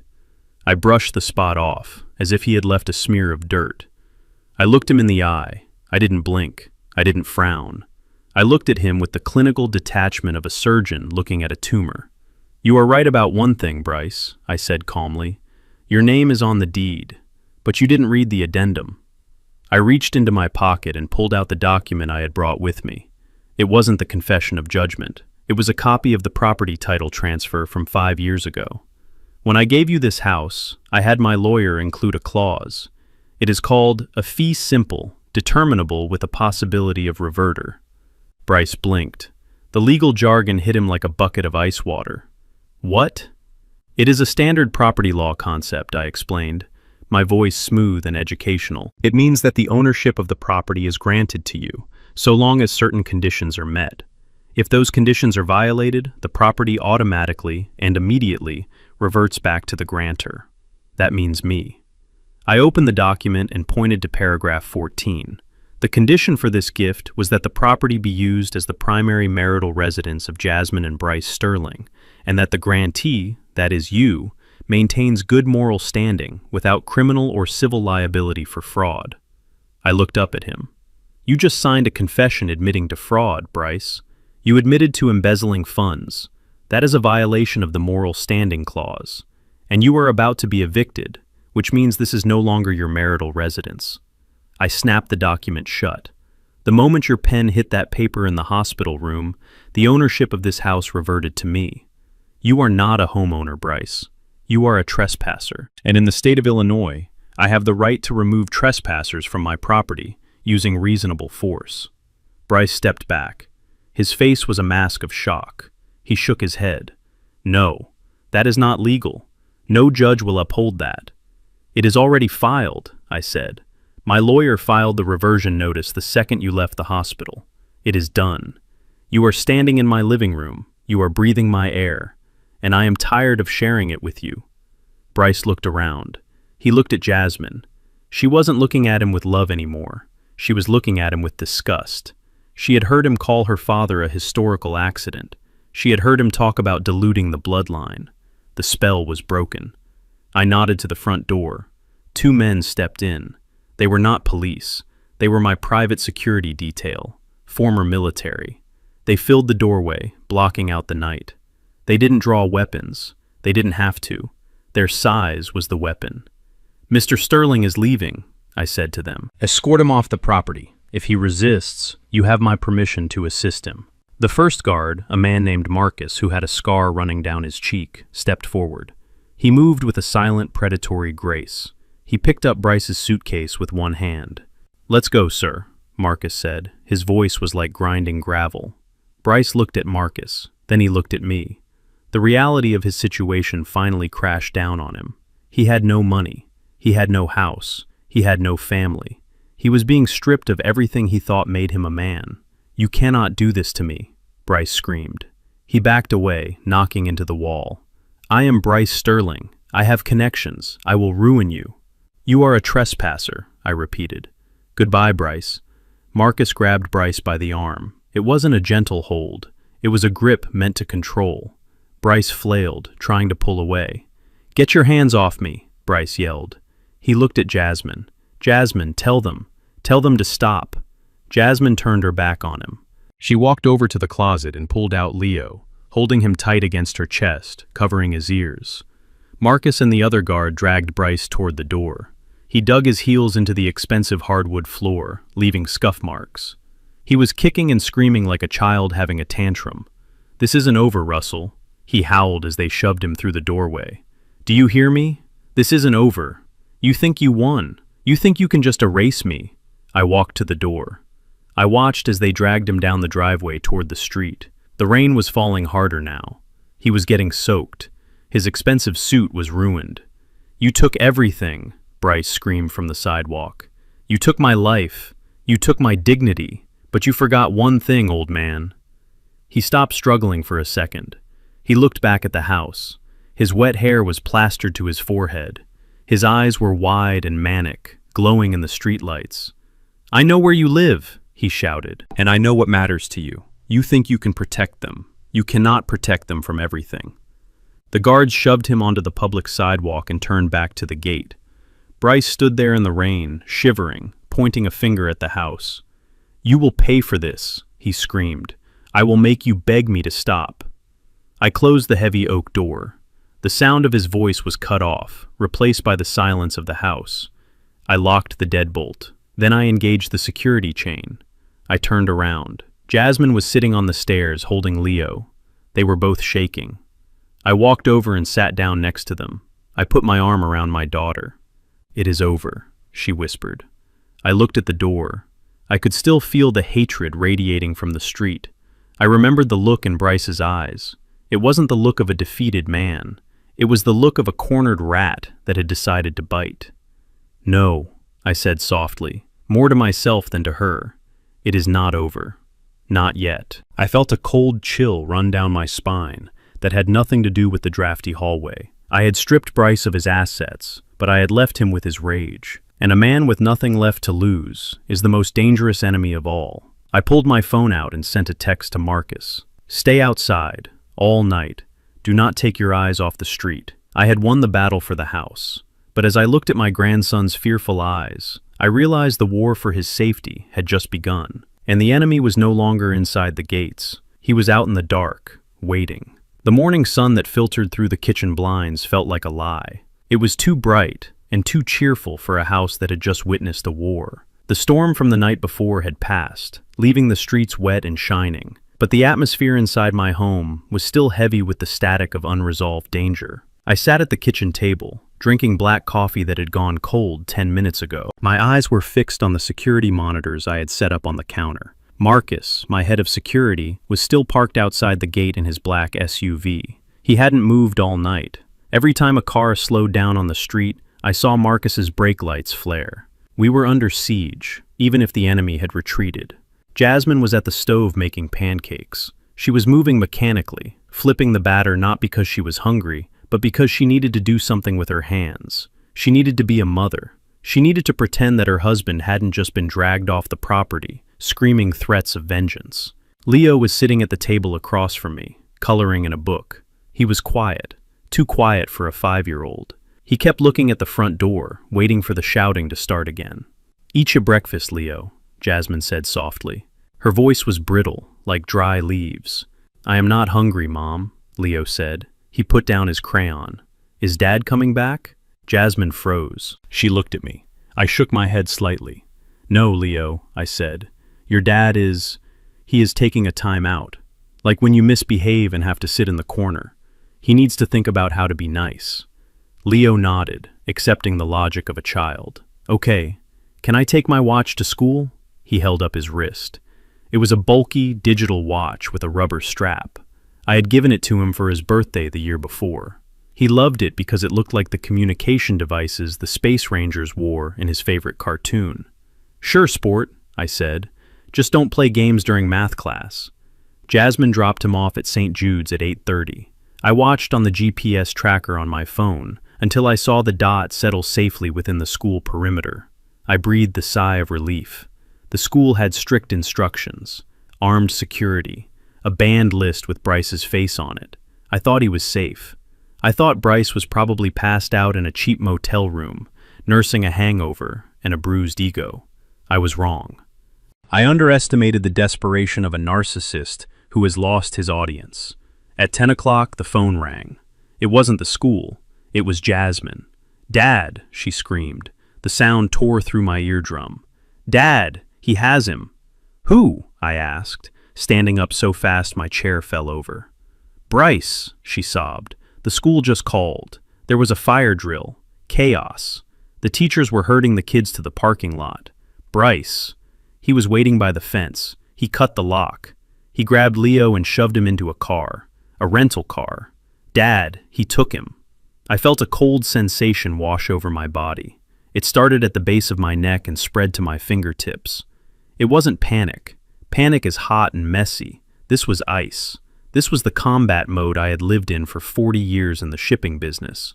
"Where are you?" I asked. "I am at the school," she cried. "The police are here. They are asking questions. They are talking about waiting periods and custody disputes. They don't understand. He is dangerous." "Stay there," I commanded. "Do not leave the police." I hung up. Before I could dial Marcus, my phone rang again. It was an unknown number. I answered. I didn't say hello. I just listened. "I told you," Bryce's voice hissed. It sounded ragged, broken, like he had been screaming for hours. "I told you I know what matters to you." "Where is he, Bryce?" I said. My voice was a flat line. "He is right here," Bryce said. "Say hi to Grandpa, Leo." "Grandpa!" Leo's voice was high and terrified. "Grandpa, I want to go home." "Shut up," Bryce snapped. There was a sound of a struggle, then the phone fumbled. "Listen to me, old man. You took my house. You took my money. You took my reputation. Now I have taken your heart." "What do you want?" I asked. $5 million, Bryce said. "Wire transfer to an offshore account. I will text you the details. And a plane. A private charter waiting at O'Hare. You have 3 hours." "I don't have that kind of cash liquid, Bryce," I said. "I need time." "You don't have time," he screamed. "You have 3 hours. If I don't see the confirmation by 1 o'clock, I am driving this car off a bridge. I swear to God, Russell, if I cannot have him, nobody can." He hung up. The silence that followed was deafening. Driving off a bridge. He meant it. He wasn't looking for a getaway. He was looking for a grand finale. He wanted to destroy me so badly, he was willing to destroy himself and his own son to do it. I looked at the clock. 10:05. 3 hours. The police would set up roadblocks, but Chicago is a city of 1,000,000 alleyways and side streets. By the time they found the car, it would be too late. Bryce knew that. He was counting on the bureaucracy to slow them down, but he wasn't counting on me. I walked into my study and locked the door. I didn't call the bank. I walked to the heavy steel safe in the corner and spun the dial. Inside, next to my deeds and my will, was a rugged, thick laptop. It was an old Panasonic Toughbook, the kind used by the military and heavy industry. I powered it up. The operating system was outdated, but the software running on it was proprietary. It was a custom logistics program I had built for Hayes Logistics back in the late 90s. You see, when you run a trucking empire, you learn one thing very quickly. Drivers lie. Cargo disappears. Hijackers exist. In 1998, after I lost a shipment of electronics worth $2 million to a coordinated heist, I stopped trusting standard GPS. I hired a team of ex-military engineers to build me a ghost system. We installed hardwired trackers in every trailer, hidden deep in the chassis, powered by kinetic energy and backup lithium cells. They operated on a low-frequency band used by ham radios and maritime navigation, not the standard cellular towers that everyone else used. When I retired, I sold the trucks, but I kept the technology, and I installed a miniaturized version of that tracker into one specific item, Leo's watch. It wasn't just a toy. It wasn't just a digital timepiece. It was a beacon. I had told Jasmine it was for safety, in case he got lost at the mall. She thought it was just an Apple AirTag or something similar that relied on nearby iPhones to ping a location. She didn't know the truth. An AirTag stops working if you go into a dead zone. An AirTag alerts the kidnapper's phone that it is being tracked. My system did neither. It was a silent, one-way scream on a frequency that Bryce Sterling didn't even know existed. I typed in my password. The screen flickered green. A map of Illinois loaded. It was a topographical map, overlaying the street grid. I initiated the search command. Target Alpha 1. The system whirred. It was triangulating signals from 3 different radio towers in the greater Chicago area. It took 30 seconds. The longest 30 seconds of my life. I stared at the blinking cursor, remembering the nights I sat in my dispatch office, tracking a stolen rig across state lines, guiding the state troopers mile by mile until they boxed it in. I remembered the adrenaline. I remembered the satisfaction of catching a thief. But this wasn't a trailer full of televisions. This was my blood. A red dot appeared on the screen. It was moving fast, westbound on I-290. He was heading out of the city. He wasn't going to O'Hare. He was lying about the plane. He was heading toward the industrial wastelands, the old quarries and the rusted bridges over the Des Plaines River. I zoomed in. He was doing 80 miles an hour. I grabbed the laptop. I grabbed my keys. I grabbed the burner phone I kept in the safe. I ran out to the driveway. Marcus saw me coming. He stepped out of his SUV. "Mr. Hayes," he said, "where are you going? The police said to stay put." "Get in the truck, Marcus," I said, throwing my bag into the passenger seat of my Ford F-150. "Sir," Marcus said, looking confused. "We need to wait for the negotiator." "There is no negotiation," I said, starting the engine. The V8 roared to life, a sound that felt like a war cry. "He is not asking for money, Marcus. He is asking for an audience for his suicide. And I am the only one who can stop the show." Marcus looked at my face. He saw the look. It was the same look I had the night I fired an entire warehouse crew for stealing. It was the look of a man who was done playing by the rules of polite society. Marcus didn't argue. He jumped into the passenger seat. I punched the gas. The truck tires spun on the wet asphalt, smoking before finding traction. We shot out of the gate, fishtailing onto the street. "Pull up the map," I shouted at Marcus, pointing to the laptop. "Tell me where he is." Marcus opened the laptop. He saw the red dot. He looked at me with wide eyes. "He is taking the exit for the old cement factory," Marcus said. I knew that factory. It was abandoned 10 years ago. It sat on a cliff overlooking the deepest part of the quarry, which was now filled with black, stagnant water. It was a place where people went to disappear. "Hang on," I said, gripping the wheel. I didn't drive like a grandfather taking his truck to the grocery store. I drove like Russell Hayes, the man who used to haul illegal overtime loads through blizzards in the Rockies to make payroll. I drove with precision and fury. I wove through traffic, mounting the curb to bypass a red light, ignoring the honking horns. "I am coming, Leo," I whispered to the windshield. "Grandpa is coming." Bryce wanted a tragic ending. He wanted to drive off a bridge and leave me with a lifetime of guilt. He wanted to win. But he forgot that he was playing against a man who had spent 40 years navigating the most dangerous roads in America. He thought he was the driver of this story. He was about to find out he was just roadkill. The tires of my Ford F-150 tore through the mud and gravel of the access road leading to the old cement factory. The truck bounced violently, the suspension groaning under the abuse, but I did not lift my foot off the gas pedal. Beside me, Marcus was holding on to the grab handle with white knuckles, his eyes scanning the horizon. We were driving into a wasteland. This part of the quarry had been abandoned for a decade. It was a landscape of rusted iron, crumbling concrete pillars, and silence. To the left, the ground dropped away into a sheer cliff, at the bottom of which lay the stagnant black water of the quarry pit. It was a place where people went to hide things they never wanted found. "There," Marcus shouted, pointing through the rain-streaked windshield. I saw it. A silver sedan was parked dangerously close to the precipice. The front bumper was hanging over the edge of the drop. The engine was running, the exhaust puffing white smoke into the cold air. I slammed on the brakes. The truck skidded sideways, spraying gravel, coming to a halt 50 yards from the sedan. "Stay here," I ordered Marcus. "Call the police. Tell them we have him pinned, but do not engage unless I go down." I didn't wait for an answer. I kicked the door open and stepped out into the freezing drizzle. The wind up here was vicious. It whipped my coat around my legs and stung my eyes. I didn't feel the cold. My blood was boiling with a heat that could have melted steel. I walked toward the sedan. My hands were empty, held out to my sides. I needed Bryce to see that I wasn't armed. I needed him to focus on me, not on the boy in the car. "Bryce!" I shouted. The wind tore the name from my lips, but he heard me. The driver's side door of the sedan opened. Bryce stepped out. He looked like a man who had been hollowed out by madness.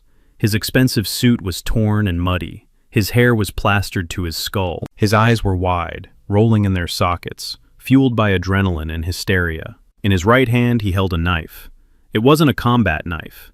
It was a long, serrated bread knife, probably grabbed from the kitchen in his haste. It looked ridiculous in his shaking hand, but it was sharp enough to kill. With his left hand, he dragged Leo out of the back seat. Leo was crying, his small legs stumbling on the uneven ground. Bryce pulled him tight against his chest, holding the knife dangerously close to the boy's jacket. "Stay back!" Bryce screamed. His voice cracked, high and thin like breaking glass. "Stay back or I will jump. I swear to God, Russell, I will take him with me." I stopped moving. I stood 20 feet away from him. I planted my feet firmly on the gravel, adopting a stance I hadn't used since a trucker named Big Mike tried to hijack my rig in a parking lot in Memphis in 1982. Knees bent slightly, center of gravity low, hands up, palms open, appearing submissive but ready to strike. "Let him go, Bryce," I said. My voice was calm, deep, and steady. It was the voice of a man who was in complete control of the chaos. "This is between you and me. The boy has nothing to do with it. It has everything to do with him," Bryce yelled, inching closer to the edge. "You want him so bad? You think you can just take my family? You think you can erase me? Well, let's see how you handle this." He jerked Leo back. Leo let out a terrified wail that pierced my heart like a needle. "Grandpa!" I looked at Leo. I forced a smile onto my face. "It is okay, sport," I said. "Grandpa is here. Just be brave for one more minute." I took a slow step forward. "Don't!" Bryce shrieked, waving the knife. "Bryce, look at you," I said, keeping my eyes locked on his. "You are cold. You are tired. You are scared. You don't want to die. You just want to win." "I have already lost," Bryce spat. "You took the house. You took the money." "We can fix the money," I lied. I took another step. The distance was closing, 15 feet. "I can wire you the funds, Bryce. I can set you up in a new city. But you have to put the knife down. You have to let Leo walk to me." Bryce hesitated. For a split second, the greed in his eyes flickered, warring with the madness. He lowered the knife an inch. "You would do that?" he asked. "I would do anything for my family," I said. "And technically, you are still family." I took 2 more steps. 10 feet. I was within the kill zone. If he lunged now, I would have less than a second to react. Bryce looked at me, then at the knife, then at Leo. The wind howled around us. I saw his muscles tense.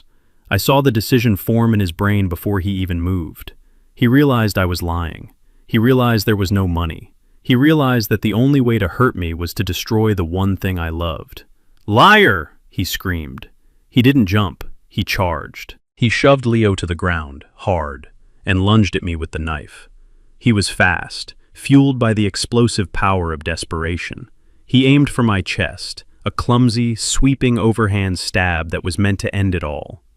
But Bryce had spent his life fighting with lawyers and balance sheets. I had spent my life fighting with tire irons and chains. I didn't back up. I stepped into the attack.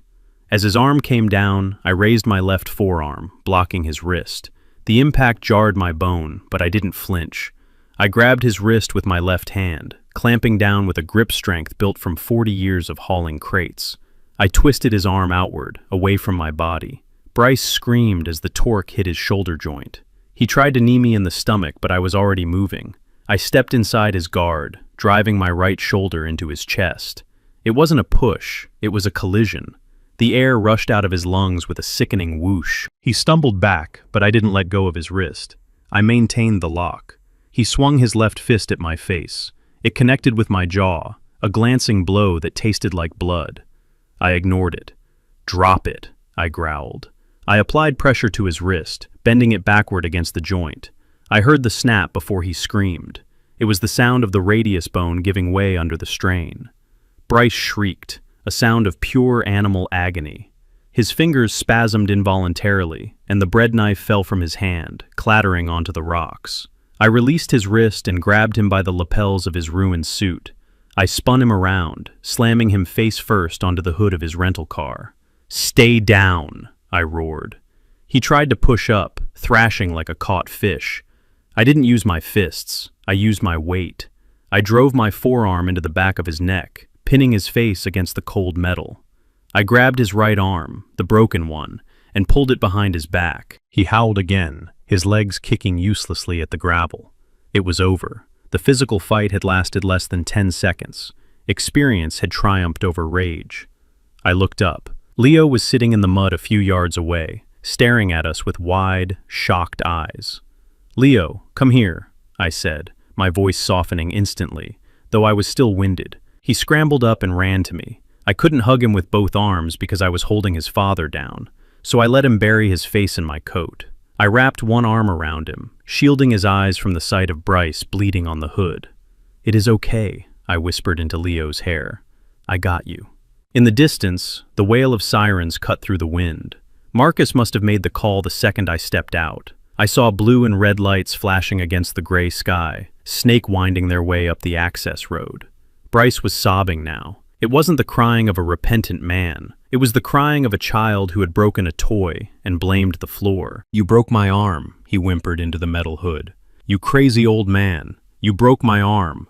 You are lucky I didn't break your neck," I whispered close to his ear. The police cruisers skidded to a halt in a semicircle around us. Doors flew open. Officers poured out, guns drawn, shouting commands. "Drop the weapon. Step away from the vehicle." I slowly raised my empty hand. I kept the other arm around Leo. "It is secured," I shouted back. "He is unarmed." Two officers rushed forward. One of them pulled me gently away from Bryce, while the other two pounced on him. They yanked Bryce off the hood. He screamed again as they cuffed his hands behind his back, jarring his broken wrist. They dragged him up. He looked pathetic. His face was smeared with grease and blood. His nose was bleeding. He looked at me, and then he looked at the police officers. "He attacked me," Bryce yelled, spitting blood. "Arrest him! That man attacked me. He kidnapped my son." The lead officer, a sergeant with a gray mustache, looked at Bryce, then at the knife on the ground, then at Leo clinging to my leg. He didn't say a word to Bryce. He just nodded to his partner. "Get him in the car," the sergeant said. They shoved Bryce toward the cruiser.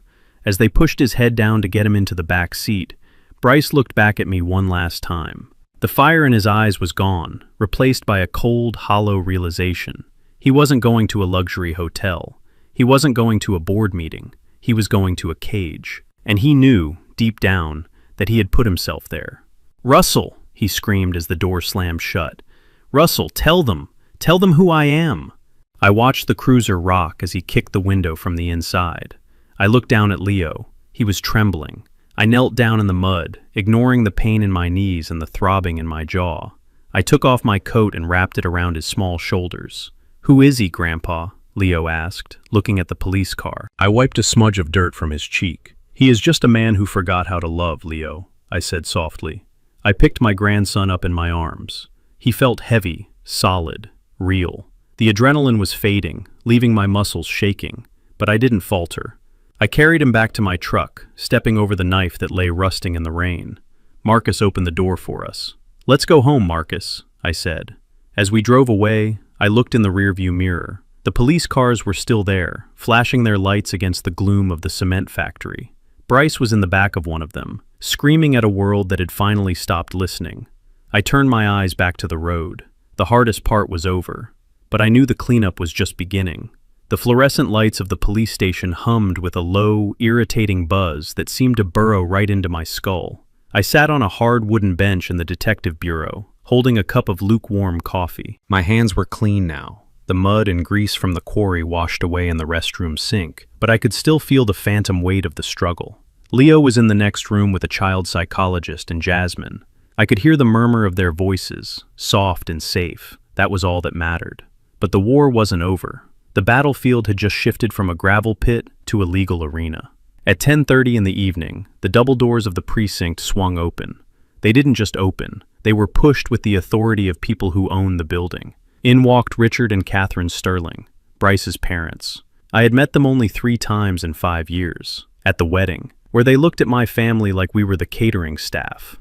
At Leo's christening, where they complained about the church being too urban. and once at a Christmas dinner where they spent the entire meal talking about their summer home in the Hamptons. They looked exactly as I remembered, only older and angrier. Richard wore a cashmere overcoat, and the kind of expression usually reserved for stepping in something unpleasant.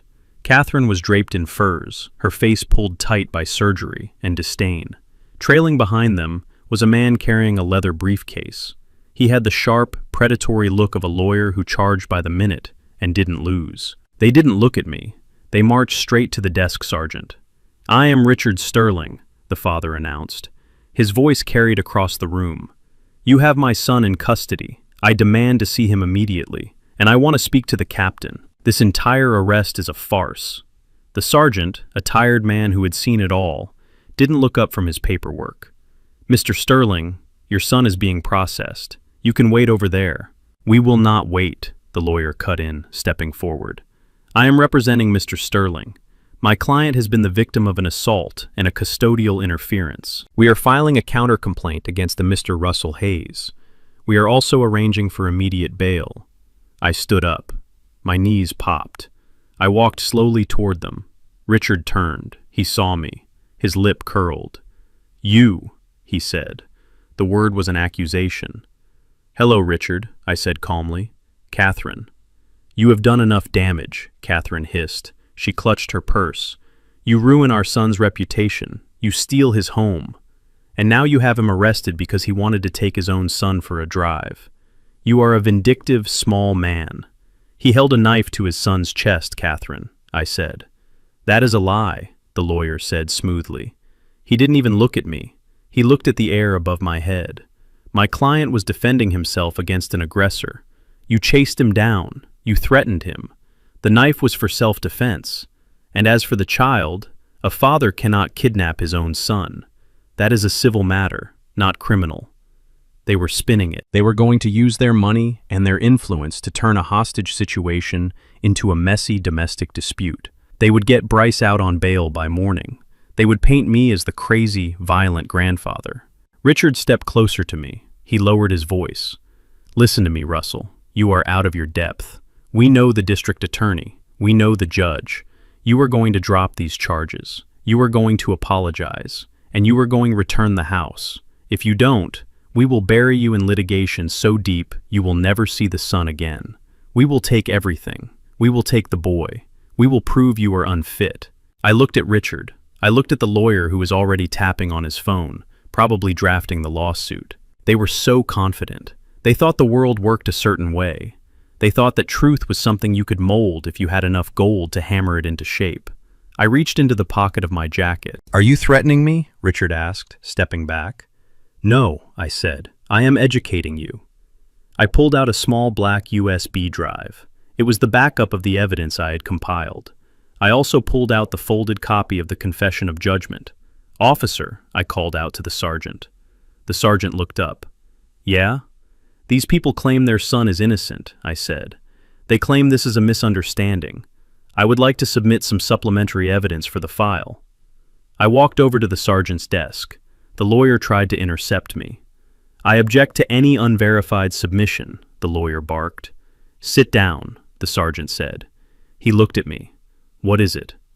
I plugged the USB drive into the sergeant's computer monitor, which was facing outward. I tapped the screen. "First, the video," I said. The video from the hidden camera in Jasmine's living room began to play. It showed Bryce throwing the vase. It showed him screaming. It showed him threatening to kill me. It showed Leo cowering in the closet. The audio was crisp and clear. "That is out of context," the lawyer said, though his voice lacked conviction. "Then the audio," I said. I clicked the next file. It was the recording from the night before, when Bryce was being dragged out of the house. The quality was perfect. His voice filled the police station. "You are just a historical accident. You don't belong in this neighborhood." Jasmine needed to dilute the bloodline. She needed someone with pedigree to wash away the stain. The room went dead silent. The officers stopped typing. A detective passing by with a coffee mug stopped and stared. Richard Sterling went pale. Catherine put a hand to her throat. They weren't shocked by the racism. They were shocked that it was recorded. They were shocked that their private beliefs, the things they whispered at their country club, We're being broadcast in a police station in downtown Chicago. And finally, I said, unfolding the paper, the motive. I slammed the confession of judgment onto the desk. Your son didn't take Leo for a drive, Richard. He took him for ransom, because he owes me $200,000 that he stole. And he signed this document admitting to it yesterday morning. The lawyer leaned in. He read the document. He saw the signature. He saw the admission of fraud. He saw the waiver of trial rights. He stood up straight and closed his briefcase. "What are you doing?" Richard asked the lawyer. "Fix this." "Mr. Sterling," the lawyer said, his voice cold and professional, "I cannot fix this. Your son signed a confession of judgment. He admitted to a felony fraud in writing. And that video, that establishes violent intent. If we go to a bail hearing, that video will be played. The press will get it." "The press," Catherine whispered. Her eyes widened in horror. "If that audio gets out, Richard," I said, leaning against the desk, "if the board of directors at your bank hears what your son thinks about people like me, people who make up 30% of your customer base, what happens to your stock price?" Richard looked at me. For the first time, he didn't see a truck driver. He saw a man who had just placed a bomb under the foundation of his life and was holding the detonator. He looked at the evidence. He looked at the lawyer who was shaking his head. Then he looked at the door leading to the holding cells where his son was waiting. Bryce was expecting them. He was expecting the cavalry. He was expecting Daddy to write a check and make the bad man go away. Richard buttoned his cashmere coat. He adjusted his scarf. His face was like stone. "We have a reputation to uphold," Richard said to Catherine. Catherine nodded. Her eyes were dry. She didn't look at the holding cells. She looked at her husband. "We cannot be associated with this," she said. "The scandal would be ruinous." Richard turned to the lawyer. "We are leaving." "But Mr. Sterling," the lawyer said, "your son, he needs representation." "Then let the court appoint him one," Richard said. He turned to the sergeant. "We have no involvement in this matter. We were not aware of our son's activities. We do not condone his behavior. Good night." They turned around. They didn't look at me. They walked out of the police station with the same arrogance they had walked in with, only now it was brittle. They were cutting off a limb to save the body. They were abandoning their own flesh and blood because he had committed the one sin they could not forgive. He had been caught. I watched the doors swing shut behind them. I felt a strange hollowness in my chest. I hated Bryce. I hated what he did. But watching his parents walk away, leaving him to rot because he was bad for their image, it explained everything. Bryce was a monster, yes, but he was a monster manufactured by those two people. He never stood a chance. He had been raised to value image over substance, money over loyalty, and pride over love. And when he finally needed them, really needed them, they treated him like a bad investment. They liquidated him. The lawyer looked at me. He looked at the sergeant. He shrugged, picked up his briefcase, and followed them out. He wasn't going to work pro bono. The sergeant looked at me. He shook his head. "Cold world," the sergeant muttered. "Yeah," I said. "Ice cold." I picked up my USB drive. I picked up the confession. "Can I see my daughter now?" I asked. The sergeant nodded. "Go ahead, Mr. Hayes. You are a good man." I walked toward the family room. I didn't feel like a good man. I felt like a survivor. I had won the legal battle. Bryce was done. He would go to prison for a long time. His parents had disowned him. He had nothing. But as I opened the door and saw Leo sleeping on Jasmine's lap, I knew the real verdict wasn't delivered by a judge. It was delivered by the choices we make. Bryce chose money. I chose family. And in the end, the court of life always rules in favor of the one who shows up. I sat down next to them. Jasmine looked up. "Where are his parents?" she asked softly. "Gone," I said. "Gone? Where?" "Home," I said. "They decided they didn't want to be involved." Jasmine looked at me, then down at Leo. She understood. She pulled her son closer. "I am sorry, Dad," she whispered. "Don't be," I said. I put my arm around both of them. "We are the lucky ones, Jasmine. We know who we are, and we know who we have." I closed my eyes. The station was noisy, but in that little room, it was quiet. We were safe, and tomorrow we would start rebuilding the world that Bryce Sterling had tried to break. The sound of a jail cell door sliding shut is not loud. It is final. It is a heavy mechanical clank that echoes in the marrow of your bones, signaling the end of one life and the beginning of a nightmare. Bryce Sterling sat on the edge of a steel cot that was bolted to the concrete floor. The mattress was thin, smelling of industrial disinfectant, and the misery of 1,000 men who had sat there before him. For the first time in his life, Bryce was not wearing a suit. He was wearing an orange jumpsuit that was 2 sizes too big, scratching against his skin like sandpaper. He stared at the graffiti scratched into the paint on the opposite wall. Names, dates, gang symbols. He tried to close his eyes and imagine he was back in his penthouse at the Meridian, lying on Egyptian cotton sheets, but the smell of the open toilet in the corner broke the illusion. The reality was cold and hard. He was inmate number 49205. He was no longer a venture capitalist. He was no longer a husband. He was no longer a father. Earlier that morning, he had used his one phone call. He didn't call a lawyer because the court-appointed defender had already told him the bad news. The evidence was overwhelming. The video, the audio, the signed confession.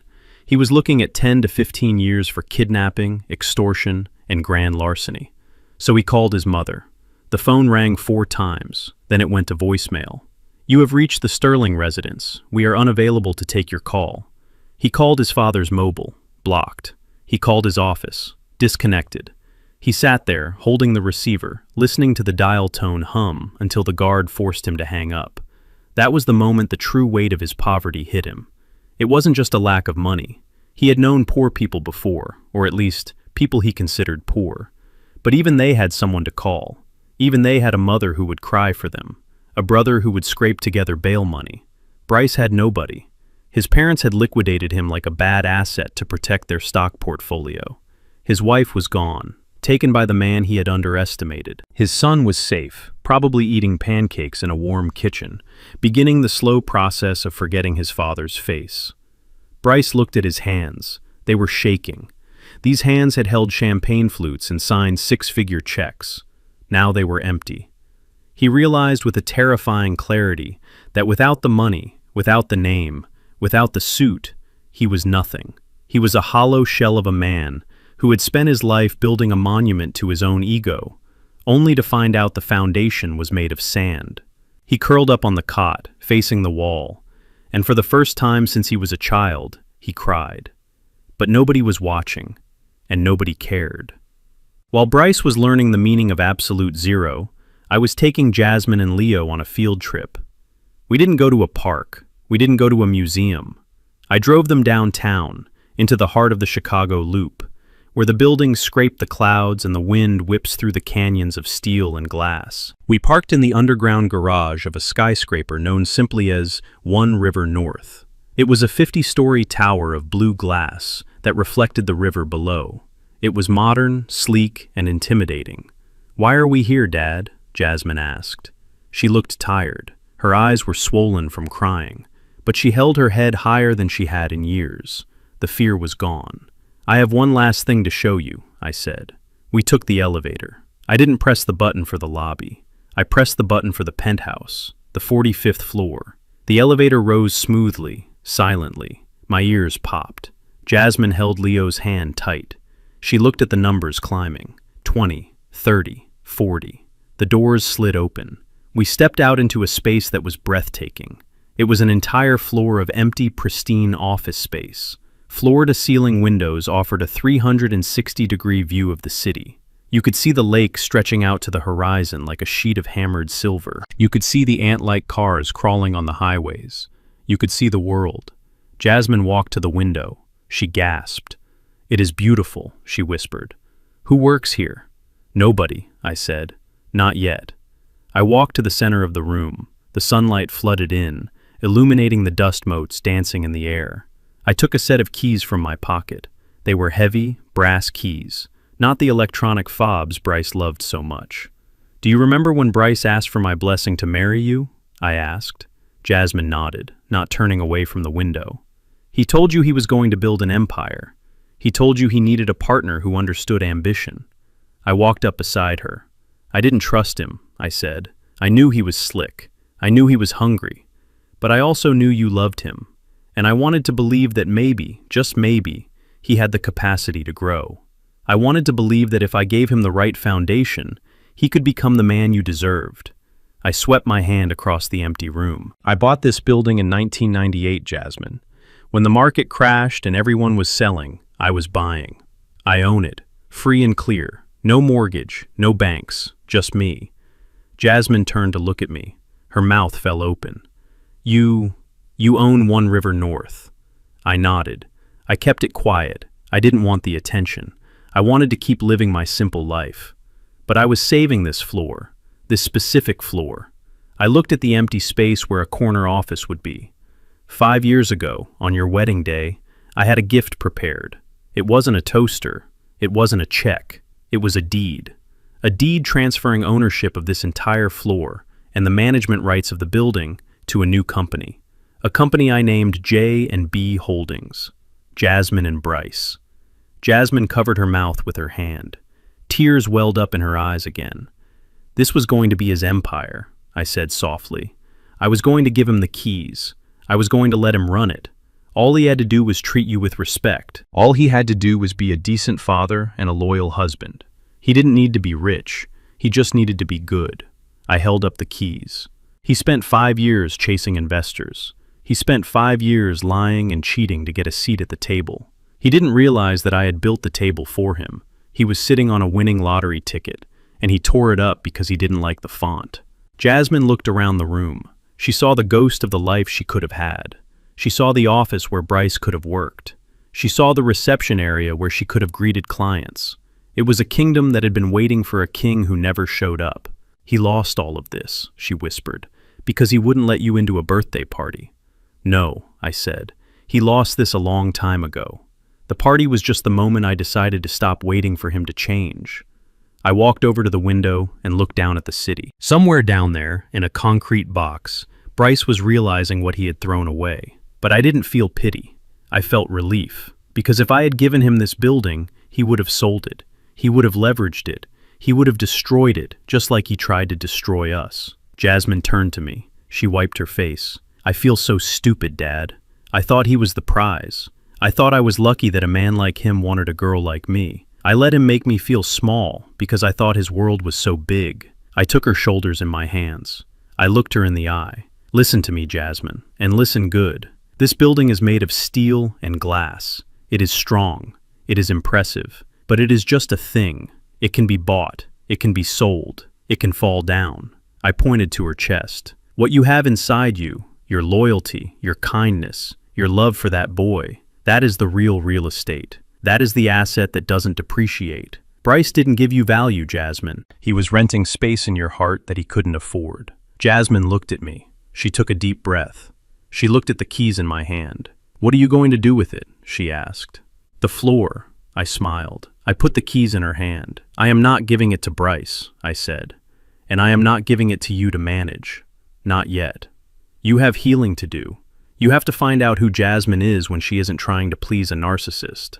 I looked over at Leo, who was pressing his nose against the glass, looking at a helicopter flying by. But one day, I said, Leo is going to need a legacy, and he is going to need a mother who knows how to run it. So, consider this your classroom. You want to start a foundation? You want to start a business? It is yours, rent-free. Jasmine closed her fingers around the keys. She looked at the city. She didn't look like a victim anymore. She looked like a woman who was surveying her domain. Thank you, Dad, she said. Not for the building, but for waking me up. I put my arm around her. We stood there for a long time, 3 generations of haze, looking out at the horizon. The sun was setting, casting a golden fire over the water. The storm was over. The night would come, but we weren't afraid of the dark anymore. We owned the light. Let's go get some pizza, Leo shouted from the window. I laughed, the first genuine laugh I had felt in weeks. Pizza sounds good, I said. And after that, we have a lot of work to do. We walked back to the elevator. The doors closed on the empty office, sealing away the potential of what could have been, and opening the door to what would be. Bryce Sterling was a footnote in our history, a painful lesson. But as we descended, I knew one thing for sure. The rise of Jasmine Hayes had just begun.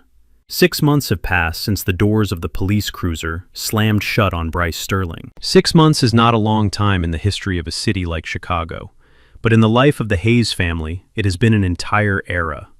The winter ice has melted, washing away the gray slush and the bitter memories of that cold afternoon at the cement factory. Spring has arrived, and with it, a warmth that has nothing to do with the weather.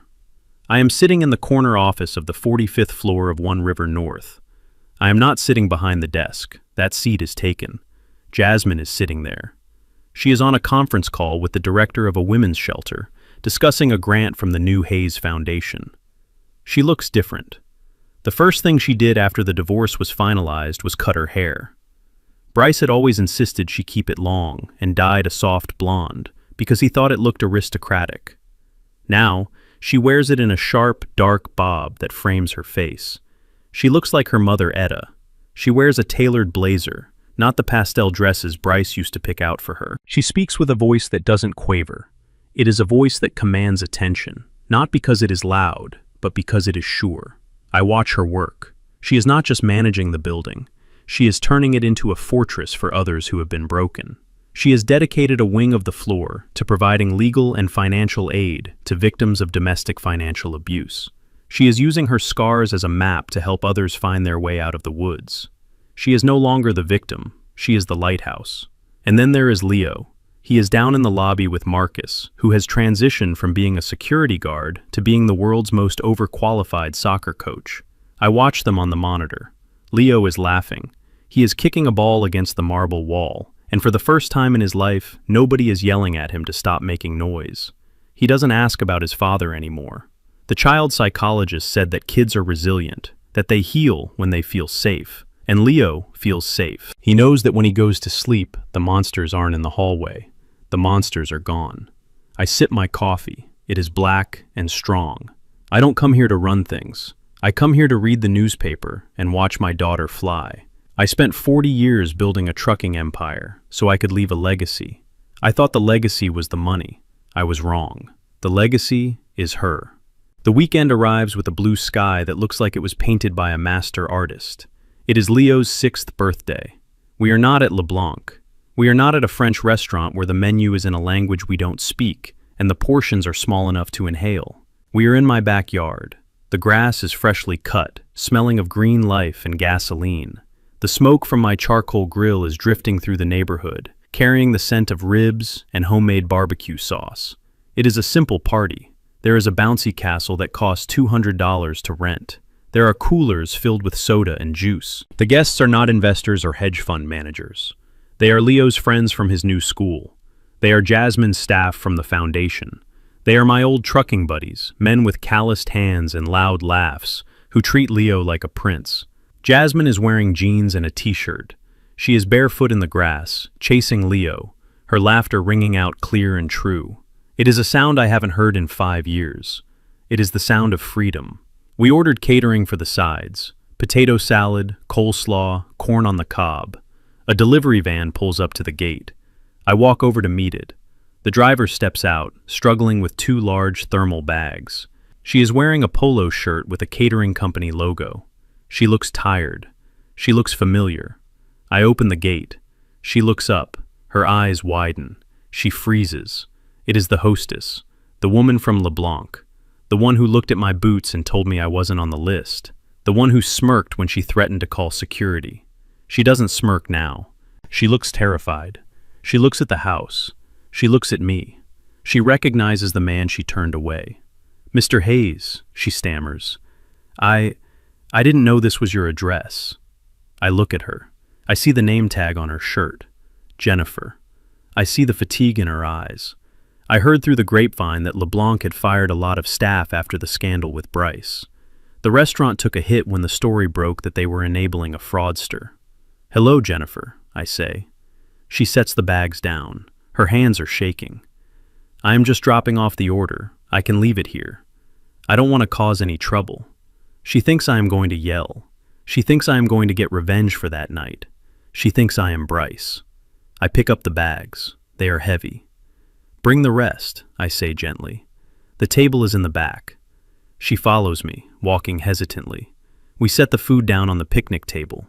She starts to unpack the trays, keeping her head down, avoiding eye contact with the guests. She wants to disappear. I reach into my pocket. I pull out my wallet. I take out 2 crisp $100 bills. "Jennifer," I say. She looks up, bracing herself. I hold out the money. "Thank you for the delivery," I say. "And thank you for doing your job that night." She blinks. She looks at the money, then at me. "What?" "You were following orders," I say. "You were protecting a list. You didn't know the list was flawed. But you taught me something important. You taught me that I needed to stop waiting to be invited and start building my own door." She takes the money. Her eyes fill with tears. She has probably been working double shifts to make ends meet. She has probably been dreading running into someone from her old life. "Thank you, Mr. Hayes," she whispers. "I am sorry about that night." "Don't be," I say. "That night is history. Enjoy the barbecue if you want to grab a plate." She shakes her head, smiling weakly.